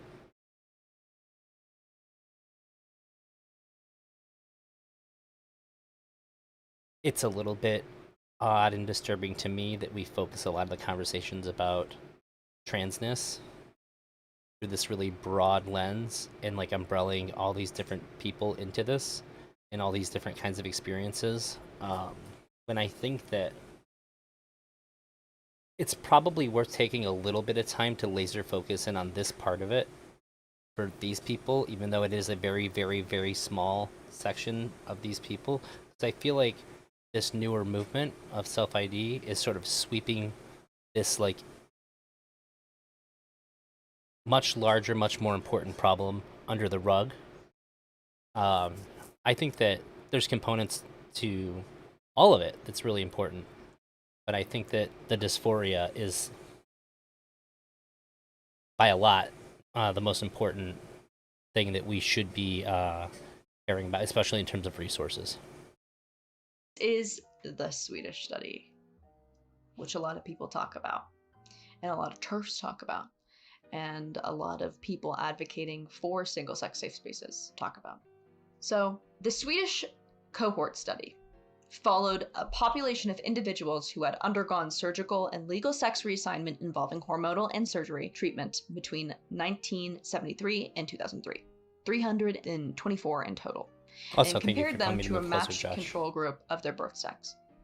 It is crucial to emphasize that this study looks only at those who have undergone hormonal and surgical transition, which is a much tighter group than individuals who self-identify as transgender. The primary purpose of the study was to consider whether medical transition helps patients, leads to better social and health outcomes, and to inform what support they might need post-transition. It is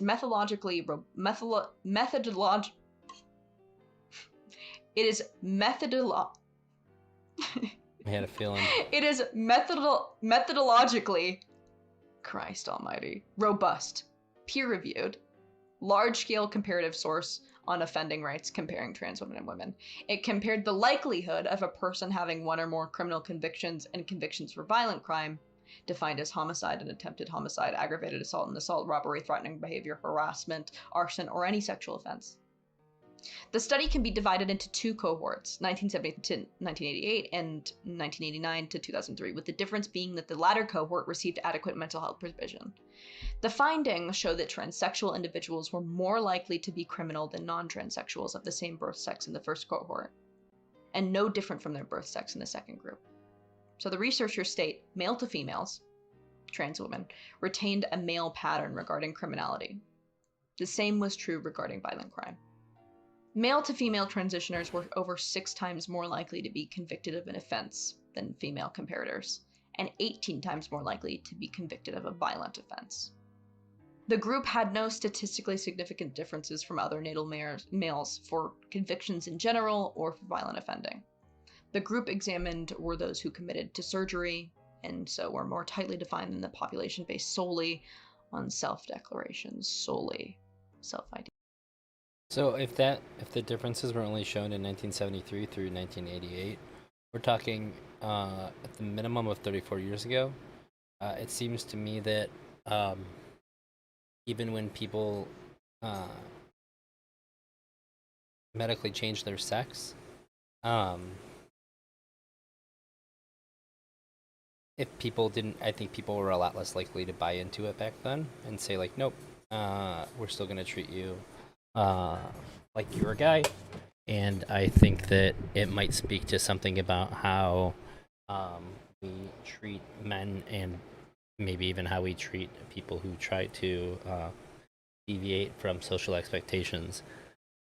Will respond to it. Because otherwise, I don't know what they're. She might point out that they suggest there's a reason why the second group has no difference. So. Oh wait, she's not addressing that at all? Why isn't she addressing that? That's weird. That males are the stronger. That's the most important. That's the most interesting part of that study to me.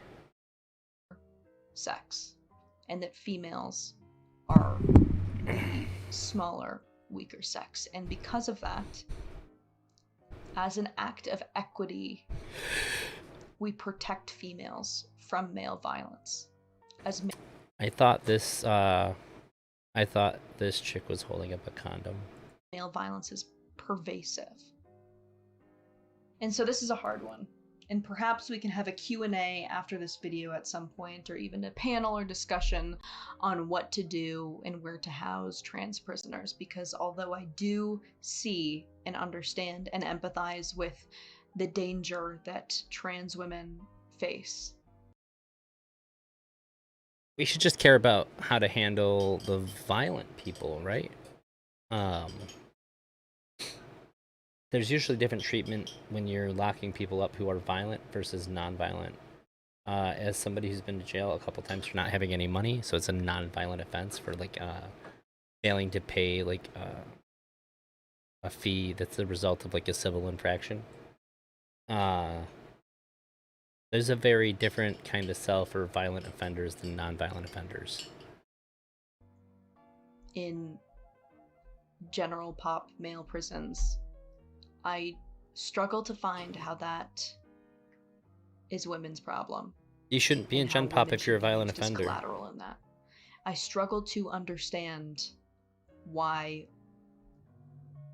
in one of the only places, and some of the only places where women are isolated from male violence, being a prison or a crisis shelter, why we would introduce that if someone just feels like a woman because they like to paint their nails, or because they feel more submissive, or because they feel like they have more empathy than the normal male population. I struggle with it. So, Feels rather reductive and unfortunately, simplistic. we're going to have to get down to a big component of the conversation that a lot of people don't want to talk about. And as someone who tries to be sensitive to people who have traits they can't control, I will try to be careful with my words because there are very limited explanations for transsexualism. I have to bring up the elephant in the room. We have to talk about autogynephilia. I have very, very vivid memories of a time where I would actually arouse myself at the thought of being a woman. All the way around. Yes. Oh my God.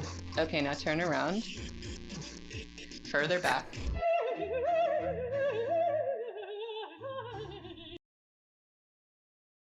I don't think there's anything wrong with Smeth in a dress and panties. It's just funny because I know him. I wasn't So expecting autogynephilia that. is defined as a male's propensity. Although, Smeth, if you're still here, I do always think of you whenever I hear the word autogynephilia. To be Like sexually 100% of the time, probably to the day that I die. aroused by the thought of himself as a female. It is the paraphilia that is theorized to underlie transvestism and some forms of male-to-female transsexualism. Beginning in the 1950s, clinicians and researchers developed a variety of classifications of transsexualism. These were variously based on sexual orientation, age of onset, and fetishism. Prior to Blanchard, these classifications generally divided transgender women into two groups: homosexual transsexuals if attracted to men, and heterosexual fetishistic transvestites if sexually attracted to women. These labels carried a social stigma of mere sexual fetishism and contradicted trans women's self-identification as heterosexual or homosexual, respectively. So in 1982, Kurt Freund and colleagues argued that there were two distinct types of male-to-female transsexuals, like I said earlier, each with distinct causes. One type associated with childhood femininity and androphilia, sexual attraction to men, and another associated with fetishism and gynephilia, which is sexual attraction to women. Freund stated that the sexual arousal in this latter type could be associated not only with cross-dressing, but also with other feminine typical behaviors, such as applying makeup or shaving the legs. Blanchard credited Freund with being the first author to distinguish between erotic arousal due to dressing as a woman, transvestic fetishism, and erotic arousal due to fantasizing about being female, which Freund called cross-gender fetishism. So, Ray Milton Blanchard is an American-Canadian sexologist, best known for his research studies on pedophilia, sexual orientation, and gender identity. Blanchard's transsexualism typology is a proposed psychological typology of gender dysphoria, transsexualism, and fetishistic transvestism created by himself. Building on the work of earlier researchers, including his colleague Kurt Freund, Blanchard categorized trans women into two groups: homosexual transsexuals who are attracted exclusively to men and are feminine in both behavior and appearance, and autogynephilic transsexuals who experience sexual arousal at the idea of having a female body. Blanchard conducted a series of studies. Wait. That's weird. So he doesn't think that... So he thinks that if you transition, but you're attracted to people of the sex correlates with the gender that you transition to, then you're autogynephilic only? You can't just be like nobody's just like a trans lesbian who isn't attracted to themselves. I wonder what the justification for that is. Gender dysphoria. Analyzing the files of cases seen in the Gender Identity Clinic of the Clark Institute of Psychiatry and comparing them on multiple characteristics. These studies have been criticized. They have mostly been criticized for lacking reproducibility and for a lack of a control group using cisgender women. Meaning there are people pushing to study whether or not women are attracted to themselves as female. So, Blanchard studies patients who had felt like a woman at all times for at least a year, and classifies them according to whether they were attracted. Wait, do we not all know some women that we've met that are attracted to themselves, I feel like I've met several that are like openly attracted to themselves. To men, women, both, or neither. He then compared these 4 groups regarding how many in each group reported a history of sexual arousal, together with cross-dressing. 73% of gynophilic, asexual, and bisexual groups said that they did experience such feelings, but only 15% of the androphilic group did. He concluded that asexual, bisexual, and gynophilic transsexuals were motivated by erotic arousal to the thought or image of themselves as a woman, and he coined the term autogynephilia to describe this. Blanchard and his colleagues conducted a study in 1986 using phallometry, a measure of blood flow to the penis, demonstrating arousal in response to cross-dressing audio narratives among trans women. Although this study is often cited as evidence for autogynephilia, the authors did not attempt to measure subjects' ideas of themselves as a woman. So, everything that trans person just said in that black and white thing, I feel like that's my wife's experience as a woman. I feel like her favorite part about being a woman is that she gets to make jokes about women and nobody calls her on it because she's a woman. So you don't get called misogynistic if you're a woman making jokes about women. There's that. The authors concluded that gynophilic gender identity patients who denied experiencing arousal to cross-dressing were still measurably aroused by autogynephilic stimuli, and that autogynephilia among non-androphilic trans women was negatively associated with tendency to color their narrative to be more socially acceptable. However, in addition to having methodological problems, the reported data did not support this conclusion because the measured arousal to cross-dressing situations was minimal and consistent with subject self-reported arousal. This study has been cited by proponents of the theory to argue that gynophilic trans women who reported no autogynephilic interests were misrepresenting their erotic interests. Apparently, it's transphobic to bring any of this up.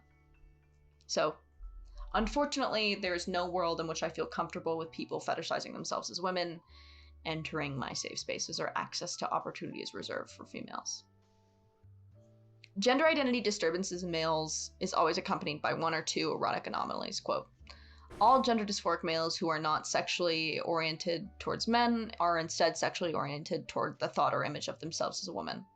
The latter, erotic or amatory propensity, is of course the phenomenon labeled by Hirschfeld as automonosexualism. Because of the inconsistent history of this term, however, and its non-descriptive derivation, the writer would prefer to replace it with the term autogynephilia.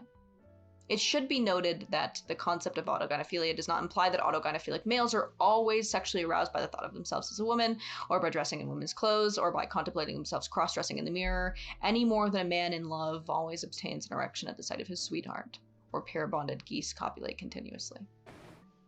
It doesn't mean that all these people are creepy and looking to, harass or victimize women.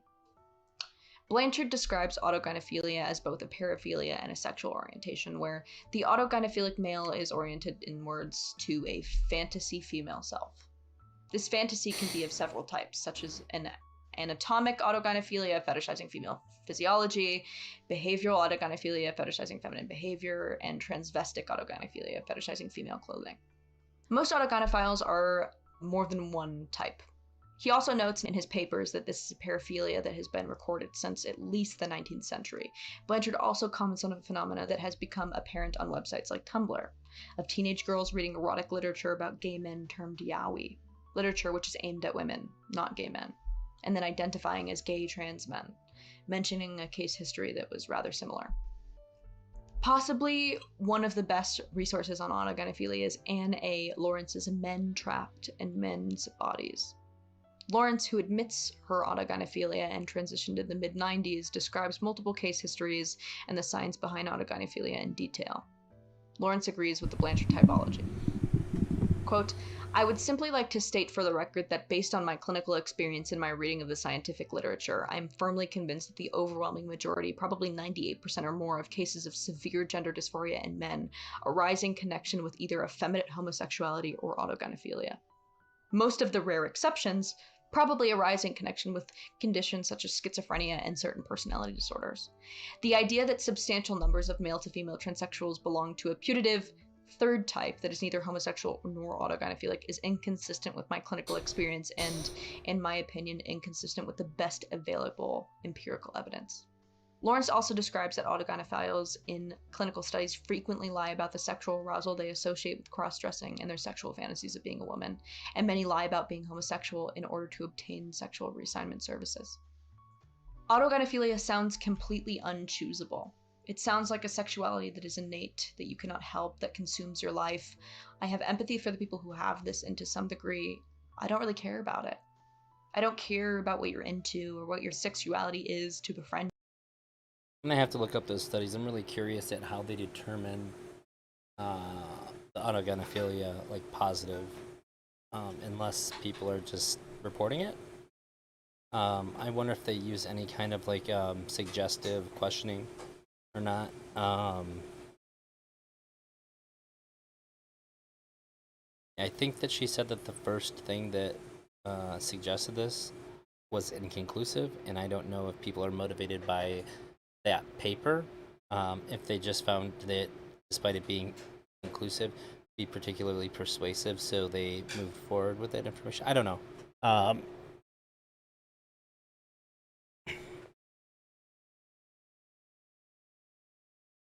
And she's saying it's heavily contested because nothing about it sounds inherently transphobic. If this is just like a fact of the matter, I guess it doesn't really change anything about what it means to be transgendered. So it makes me feel like there's probably some kind of issues with the studies. And I don't know who any of these people are to like gauge their credibility in the field. So I would say that it's worth it's worth a look into how these things were performed. Do hang out with you or treat you with respect. I do, however, think some discrimination for paraphilias or sexualities are in order. In the same way, I would not want to allow a pedophile to work in an elementary school. I just refuse to believe someone can become a legally protected woman who isn't female through just the prerequisite of having a paraphilia. This seems to be the only empirical data behind or explaining gender identity, and even if there's a 10% chance it holds up, it's enough for me and other women to set a boundary. I want women as a sex class to remain protected without fear of male violence. Now, while you've listened to this, I hope I have not given off the impression of hatred. I think that there are a lot of things that can be said about this issue. The issue of genderism. But I think ultimately what this issue does is destructive. I think that gender identity ideology is destructive. I think it's regressive. I think it's wrong. I think it's wrong to say that a woman should or has to behave in a certain way, or else they are not a woman, or that you can opt in and out of that. You can opt in and out of your sex-based oppression. You can opt out of your female body. I remember I got canceled, 2 years ago, I think, on TikTok because I had said that the term birthing bodies was ridiculous. Because after Roe v. Wade was overturned, so many people were like, remember, non-binary people and men experience a Birthing bodies can be offensive, having nothing to do with trans people whatsoever. I think that having your physical body reduced to a biological function, it can be insulting all on its own. Like, you referred to a male body as like a cum pumper. I think that would be rather insulting and offensive too. Abortion as well, and I was so angry. That made me so angry because I thought to myself, in a world where it is so clear that there is a war on the female body, to legislate controlling it, thinking that you can opt out of that is pure narcissism and ego, and it's a pain response. It's a trauma response. And this feels very personal to me because when I was a gender nonconforming queer person, butchier in my teenage years, when I was dating women and living that lifestyle,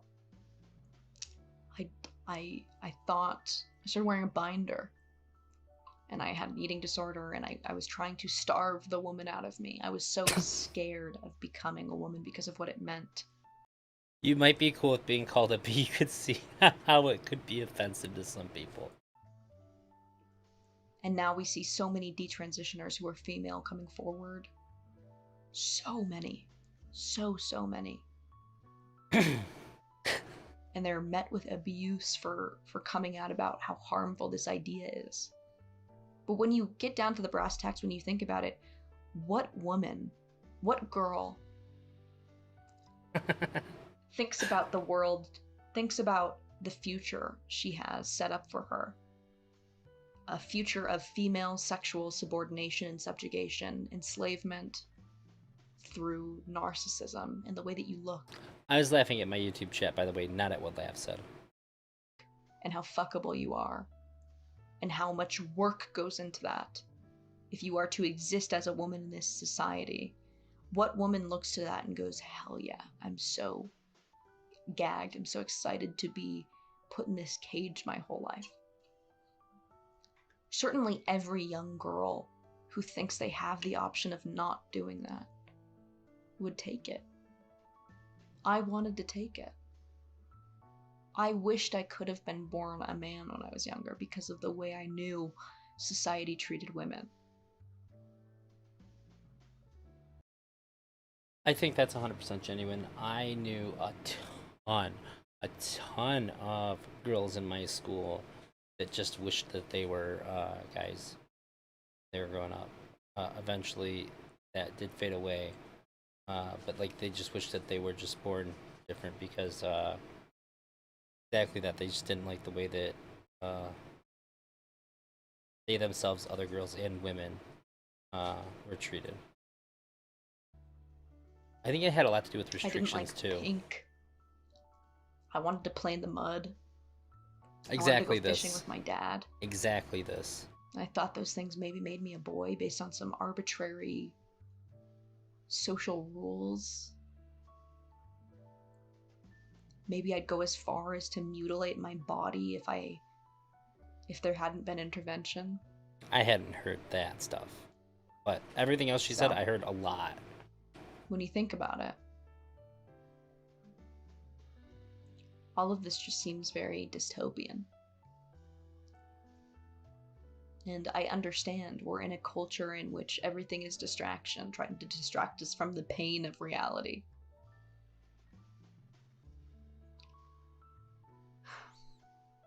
But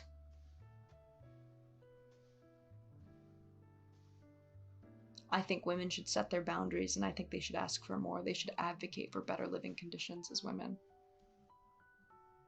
And I will die doing that. So, this whole gender thing, the gender thing, pretty incoherent. And where I hope every transsexual or autogynephilic or trans person, self-identified or diagnosed, I hope they find self-acceptance in their material bodies. I hope they find it.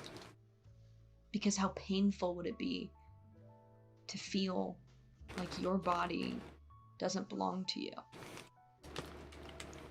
Or that it's not supposed to be there. I understand the painfulness of that disease, but it's just not true. You are your body. You are your body. Doesn't matter what it does, doesn't matter what it looks like. You are your body. When an anorexic goes to the doctor is not, oh, we should give you lipo. You should be thinner. If you feel thin, if you feel like you should be thinner, we will give you lipo. And now the left is advocating to give medication to young people, to children, to stop their puberty and to potentially mutilate themselves with plastic surgery. It's dystopian. And it's scary. And there should be outcry on the left for this, not just the fucking losers on the right. The homophobic, bigoted losers. There should be a movement on the left to oppose this dangerous ideology. This dangerous, oppressive, regressive ideology. And with that, I hope I've given you something to think about. Just something to chew on. Just something light to chew on. A snack. Anyway, I love you all. Every person watching this, I love you. And I hope we all find peace. And I hope we all find solutions or trade-offs. See you next time. Feminism is hated because women are hated. Anti-feminism is a direct expression of misogyny. It is the political sense of women hating. It is not enough to call yourself a feminist because you are a strong woman. Thatcher was an enemy to feminism, as is Nadine Dorries, and like other liberation movements, feminism has an ideology and a goal. It is not about personal liberty and freedom, but the emancipation from oppression and tyranny for all women, whatever our race or class. Well-behaved women rarely make history.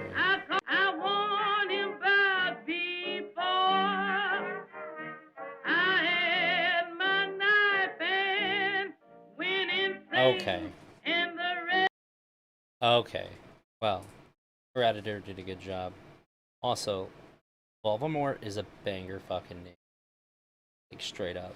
So this is just the first part of this. Up next, I'm gonna watch the panel, I guess.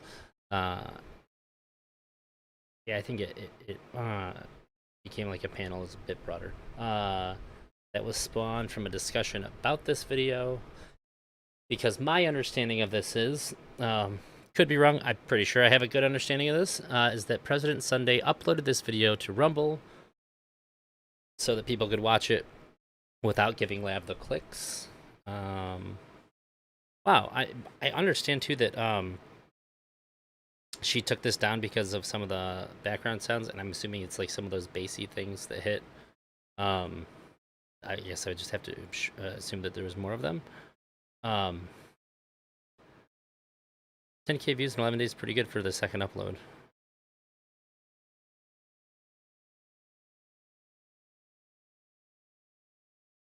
Comments seem pretty positive. I'd say there's some slow parts that was kind of hard for me for it to like hold my attention, but I'd say this is probably one of the better video essays, full of things that I just like strongly felt differently about. But I think that the things that I felt differently about are just because I think she's like factually incorrect, based on how I view it.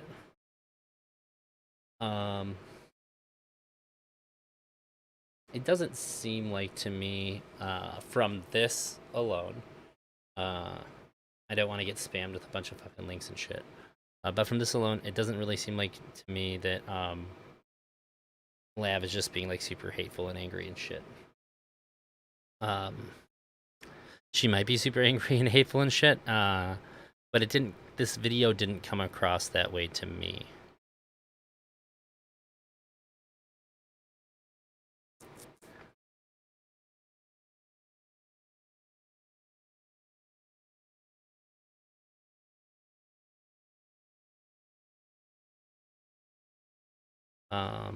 It took me a while to find a negative comment, but I mean it's there and she responded to it. She didn't delete it, so it doesn't seem like she's deleting negative comments.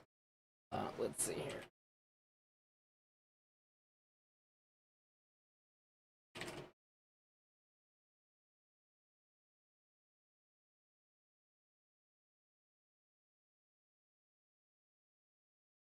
Oh. Will took it down. I was just gonna do Will's because prior to the panel starting, I went into his and I kind of said hi and talked a little bit of like pre-panel shit in a pretty friendly way, I'd say. So I was just gonna go to his for that, but I'll watch Smeth's. Basically, I was just explaining that I don't have any reason not to watch Smeth's or anything like that. We get some comments. I was just gonna go to Will's because I had already like started on Will's live. Hello. Let's turn this camera on. Yeah, I was just waiting for that. Okay. So, you guys can look at Smeth's pretty face for like 3 minutes. I just need to like walk around and stretch my back a little bit. My back's killing me. I'm gonna take some naproxen, refill my water glass, and just stretch for like a minute or two, and I'll be right back. I appreciate your patience with that. I think I'm gonna take a little bit more time for myself to do that on some of my other streams, because a lot of times I'll like end a panel like right when they say like, okay, you can end it, just because my back hurts a lot and I'm just ready to go like stretch out and stuff. But if I make a habit of this, it'll make sure that I'm able to stream like more along like what I'd prefer to if I didn't have the back pain. So like 2 minutes, 3 minutes max, I'll be back. I just gotta stretch and get some water. That's it. Oh, and if you're watching this on YouTube, please like my stream. As far as I understand, it's the only way to really like help people find me. And if you're on Twitch, you're probably already following me. I imagine not a lot of people are just wandering in on this one. 3 minutes. 2 minutes, 3 minutes, I'll be back.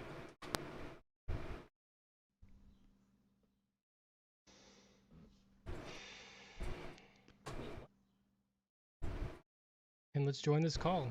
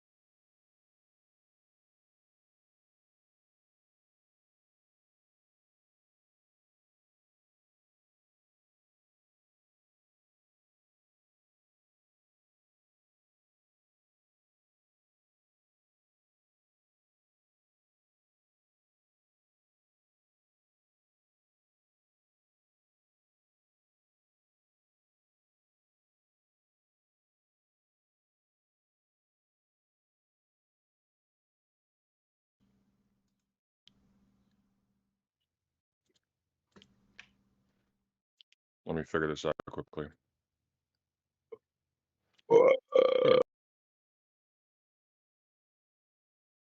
Okay, I guess I clicked it on my headset.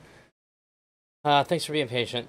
Oh God, I really need to stretch my back out. I feel a lot better. Fuck. Yeah. The reason why I decided to do the double feature, aside from the fact that I wanted to watch Lab's thing on stream, in case there was anything like crazy that I saw during it, I heard some pretty extreme stuff, and like, I'm not entirely surprised that there is that kind of reaction, just because you can't talk about gender really in any context without some people getting super pissed off. Like you're gonna I feel like you're gonna make some people happy and some people mad no matter what you say about gender, as long as you're talking about it. Oh no, this one's doing it now. Okay, there we go. But so just in case there was like something like really like big there, or it was gonna be like a part of a discussion or something later, I just wanted to sort of have like what I thought about it out there. And I also heard this was short, but god damn, I didn't expect it was gonna be this short. I asked in a public Discord how this stream went, and I was told that it was a fucking shit show. So that's all I've heard about this. Like I said, I sort of like pre-gamed it with Will in his stream for like 5 minutes before it started. I have no idea how it went. I hopped in there just kind of not even thinking about it, and I was like about to watch it, and then he's like, oh, I think he said something about starting, so I was like, oh shit, I can't do this. I said I was gonna react stream to this because this is funny. Oh, my position prior to this panel, in case it changes my thoughts or feelings about it, I think that React content is theft, but it is an acceptable form of theft. React content is taxes. If you're going to exist, particularly in this space, if you're going to exist in this space, you have to understand that part of making content is that other people will take your content and make content out of it. Those are the taxes that you pay to put out content in this space.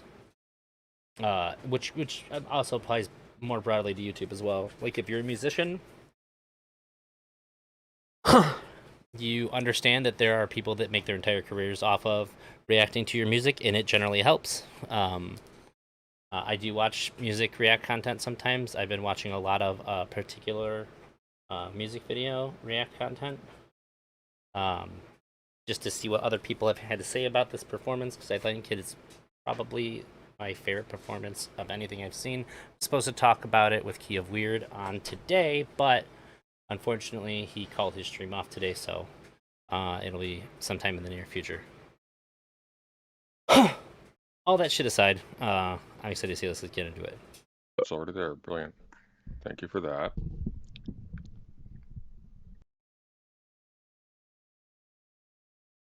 I really want to know what Smith uses that microscope for.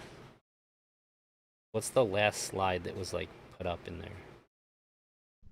Here, we'll just reshape this. There we go. That's all of you.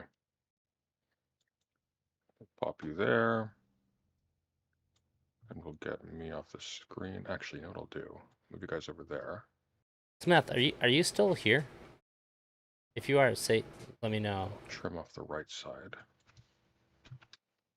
Oh, oh good. Here we go.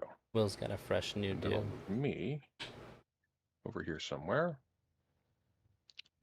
I'll make this a bit bigger. And that leaves me plenty of room for bolt gun.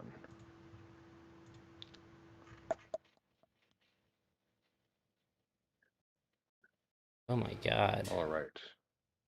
I never thought about that. So, dearly beloved, would be gathered here today because I'm actually not entirely sure why. Will and Smith were mad about me uploading Lev's video. Take it away. Wow. What an absolute fucking President Sunday. dickhead feigning ignorance answer. It was Will. Who wants to go? Okay, someone fucking talk. All right, Will. Will.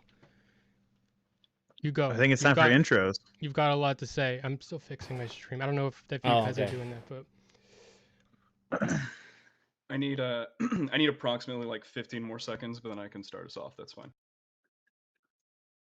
Go for Nice. Very professional stream tonight. Okay, After I a can start. great start. I can start while I'm doing this.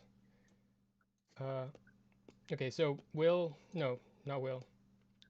President Sunday. Wait, let me fucking rewind.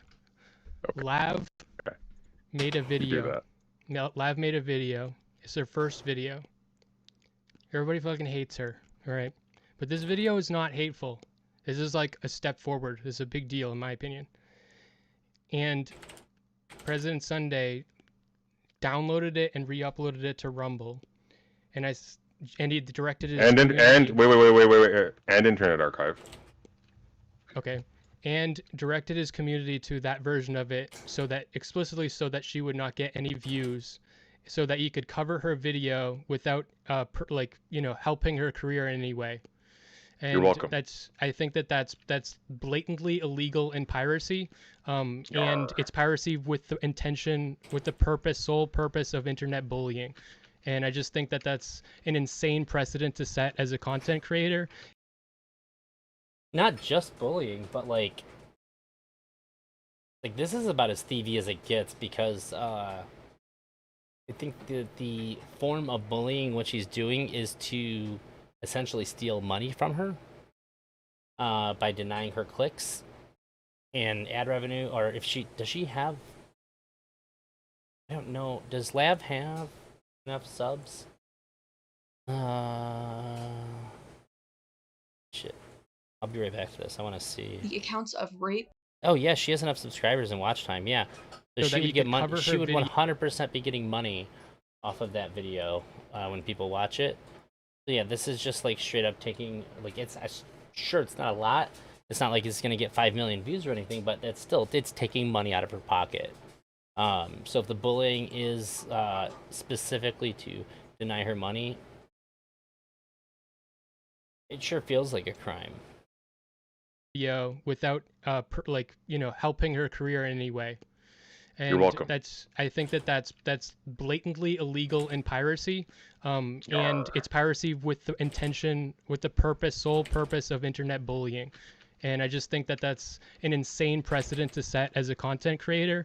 If you want this to be like, it's like going to the office and taking a big shit in the middle of the room for everybody to smell. It's just like a disgusting precedent and a disgusting behavior to say as acceptable for the. I'm just gonna go into listen mode since this shit show isn't what I want to react to, but I will listen while washing dishes.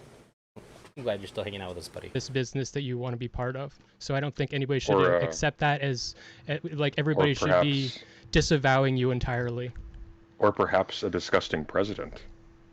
Just a side note here. Will always has such a really good and clean looking apartment. I've seen 2 different shots of it. I think that he needs to put out a virtual tour of his apartment, because I'm just so curious. By needs to, I mean he should satiate my specific desire by making an entire video based on my one request. Missed opportunity there. I would also like to take a minute to be critical of Sunday here. Sunday, I know you uploaded this one video, but I'm not sure you really did enough. You should have uploaded her entire back catalog to Rumble, really. She only has one video. She privated everything else. You could take all the streams she's been on. You could put them up there as well. I mean, like, it feels like you've really half-assed this, and it's just very disappointing. I got to be honest. I expected more of you. That's actually fair. Memes out the gate. That's fair. I will take that under advisement. Thank you for that. Okay, so this is the 2v2. So it's those 2 versus Smith and Will, just as an FYI. Wait. I'm like the neutral party, it seems. I thought Wick had a hand in this too. Where the hell is Wick?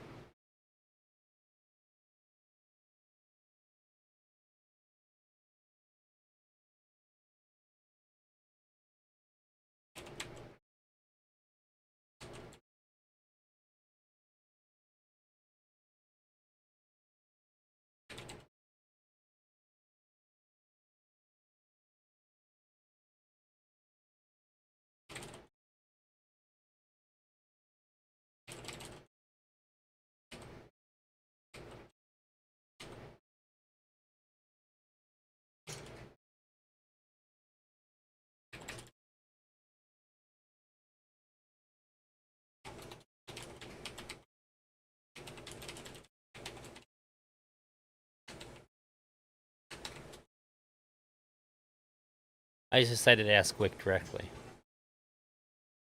Seems like. Yeah, who are you, by the way? My name is Claw. I made all of you. The circle that you're around. By the way, Smith, be specific when you're talking about President Sunday's community. He doesn't have a community. His community is DGG. So you can just say DGG and we'll all understand it. Now, when you're saying that, because obviously nobody would watch President Sunday for any reason other than Destiny must be sleeping, right? And Chud must be sleeping, and everyone else must be sleeping that's on the roster. So like you have to fall all the way down to Sunday's roster. I mean that's only like 2 you've mentioned though, so I'm actually like in the top 3. It's still pretty good. I mean yeah, you're like the Mike from PA, you know, I get it. Like or maybe you're more like the Kira Chats of the leftist community. I'm not really sure. They have a whole schedule over there. It's weird.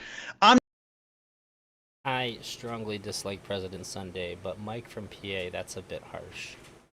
Mike from PA is probably my least favorite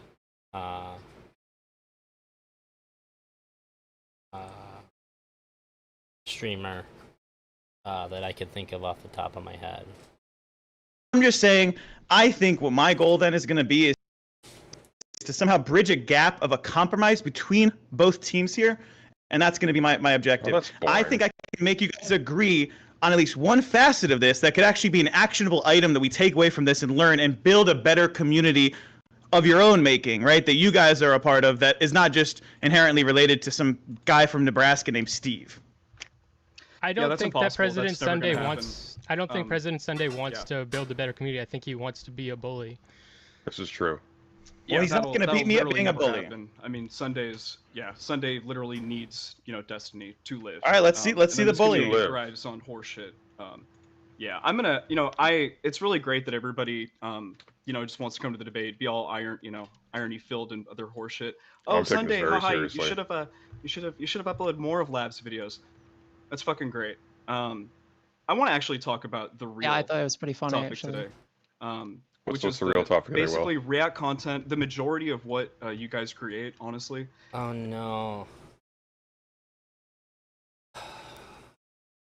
I'm worried that this is going to be, since Will is taking this so seriously, that it's just going to further encourage people to be more trolly and take it less seriously.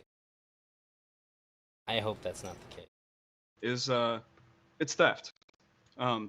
It's literally stealing. Correct. Everything basically that you guys do for your bread and butter to make the money that you guys need to have to, live the lives that you live requires you to break copyright law every single time. So I'm like a Daniel Ocean type heist master. That's kind of cool actually. Yeah, keep telling yourself that, buddy. I've been skirting the law the entire time. It's actually more just like well, you would be like a Daniel that has the ability to there's nothing. What do you mean I wouldn't upload a video? What does that mean? It's not worth anyone's time right now. You're not really on anybody's radar Sunday. So even you're right. We need to aim bigger. We've got a team almost assembled. We can do this. AI's just gonna do it. Yeah, you gotta punch AI's just gonna take By the way, because punching down is what I'll fix this for you a little bit, Will. You're punching down to people that don't matter. If you were like stealing Disney videos and putting them online, we would think that you were a hero because you're stealing from the rich, giving to the poor. Right now, you're stealing from the poor to give to the middle. Nobody likes you. So here's the thing. I kind of just want to, since this thing has just completely devolved from what I originally wanted it to be, which is like a serious conversation. This is so much better than I thought it was going to be. Oh my god. Yeah, that's fine. I'm going to go and kick off basically with my little intro that I wrote here, because I actually did a little bit of research and put some thought into this. Unlike you, React streamers that literally can, you guys cannot create anything of original quality. So yeah, I gotta say, before you start, I never would have even heard of you if it wasn't for React streamers. So I don't. Oh yeah, it's fine. That doesn't really matter. Oh yeah.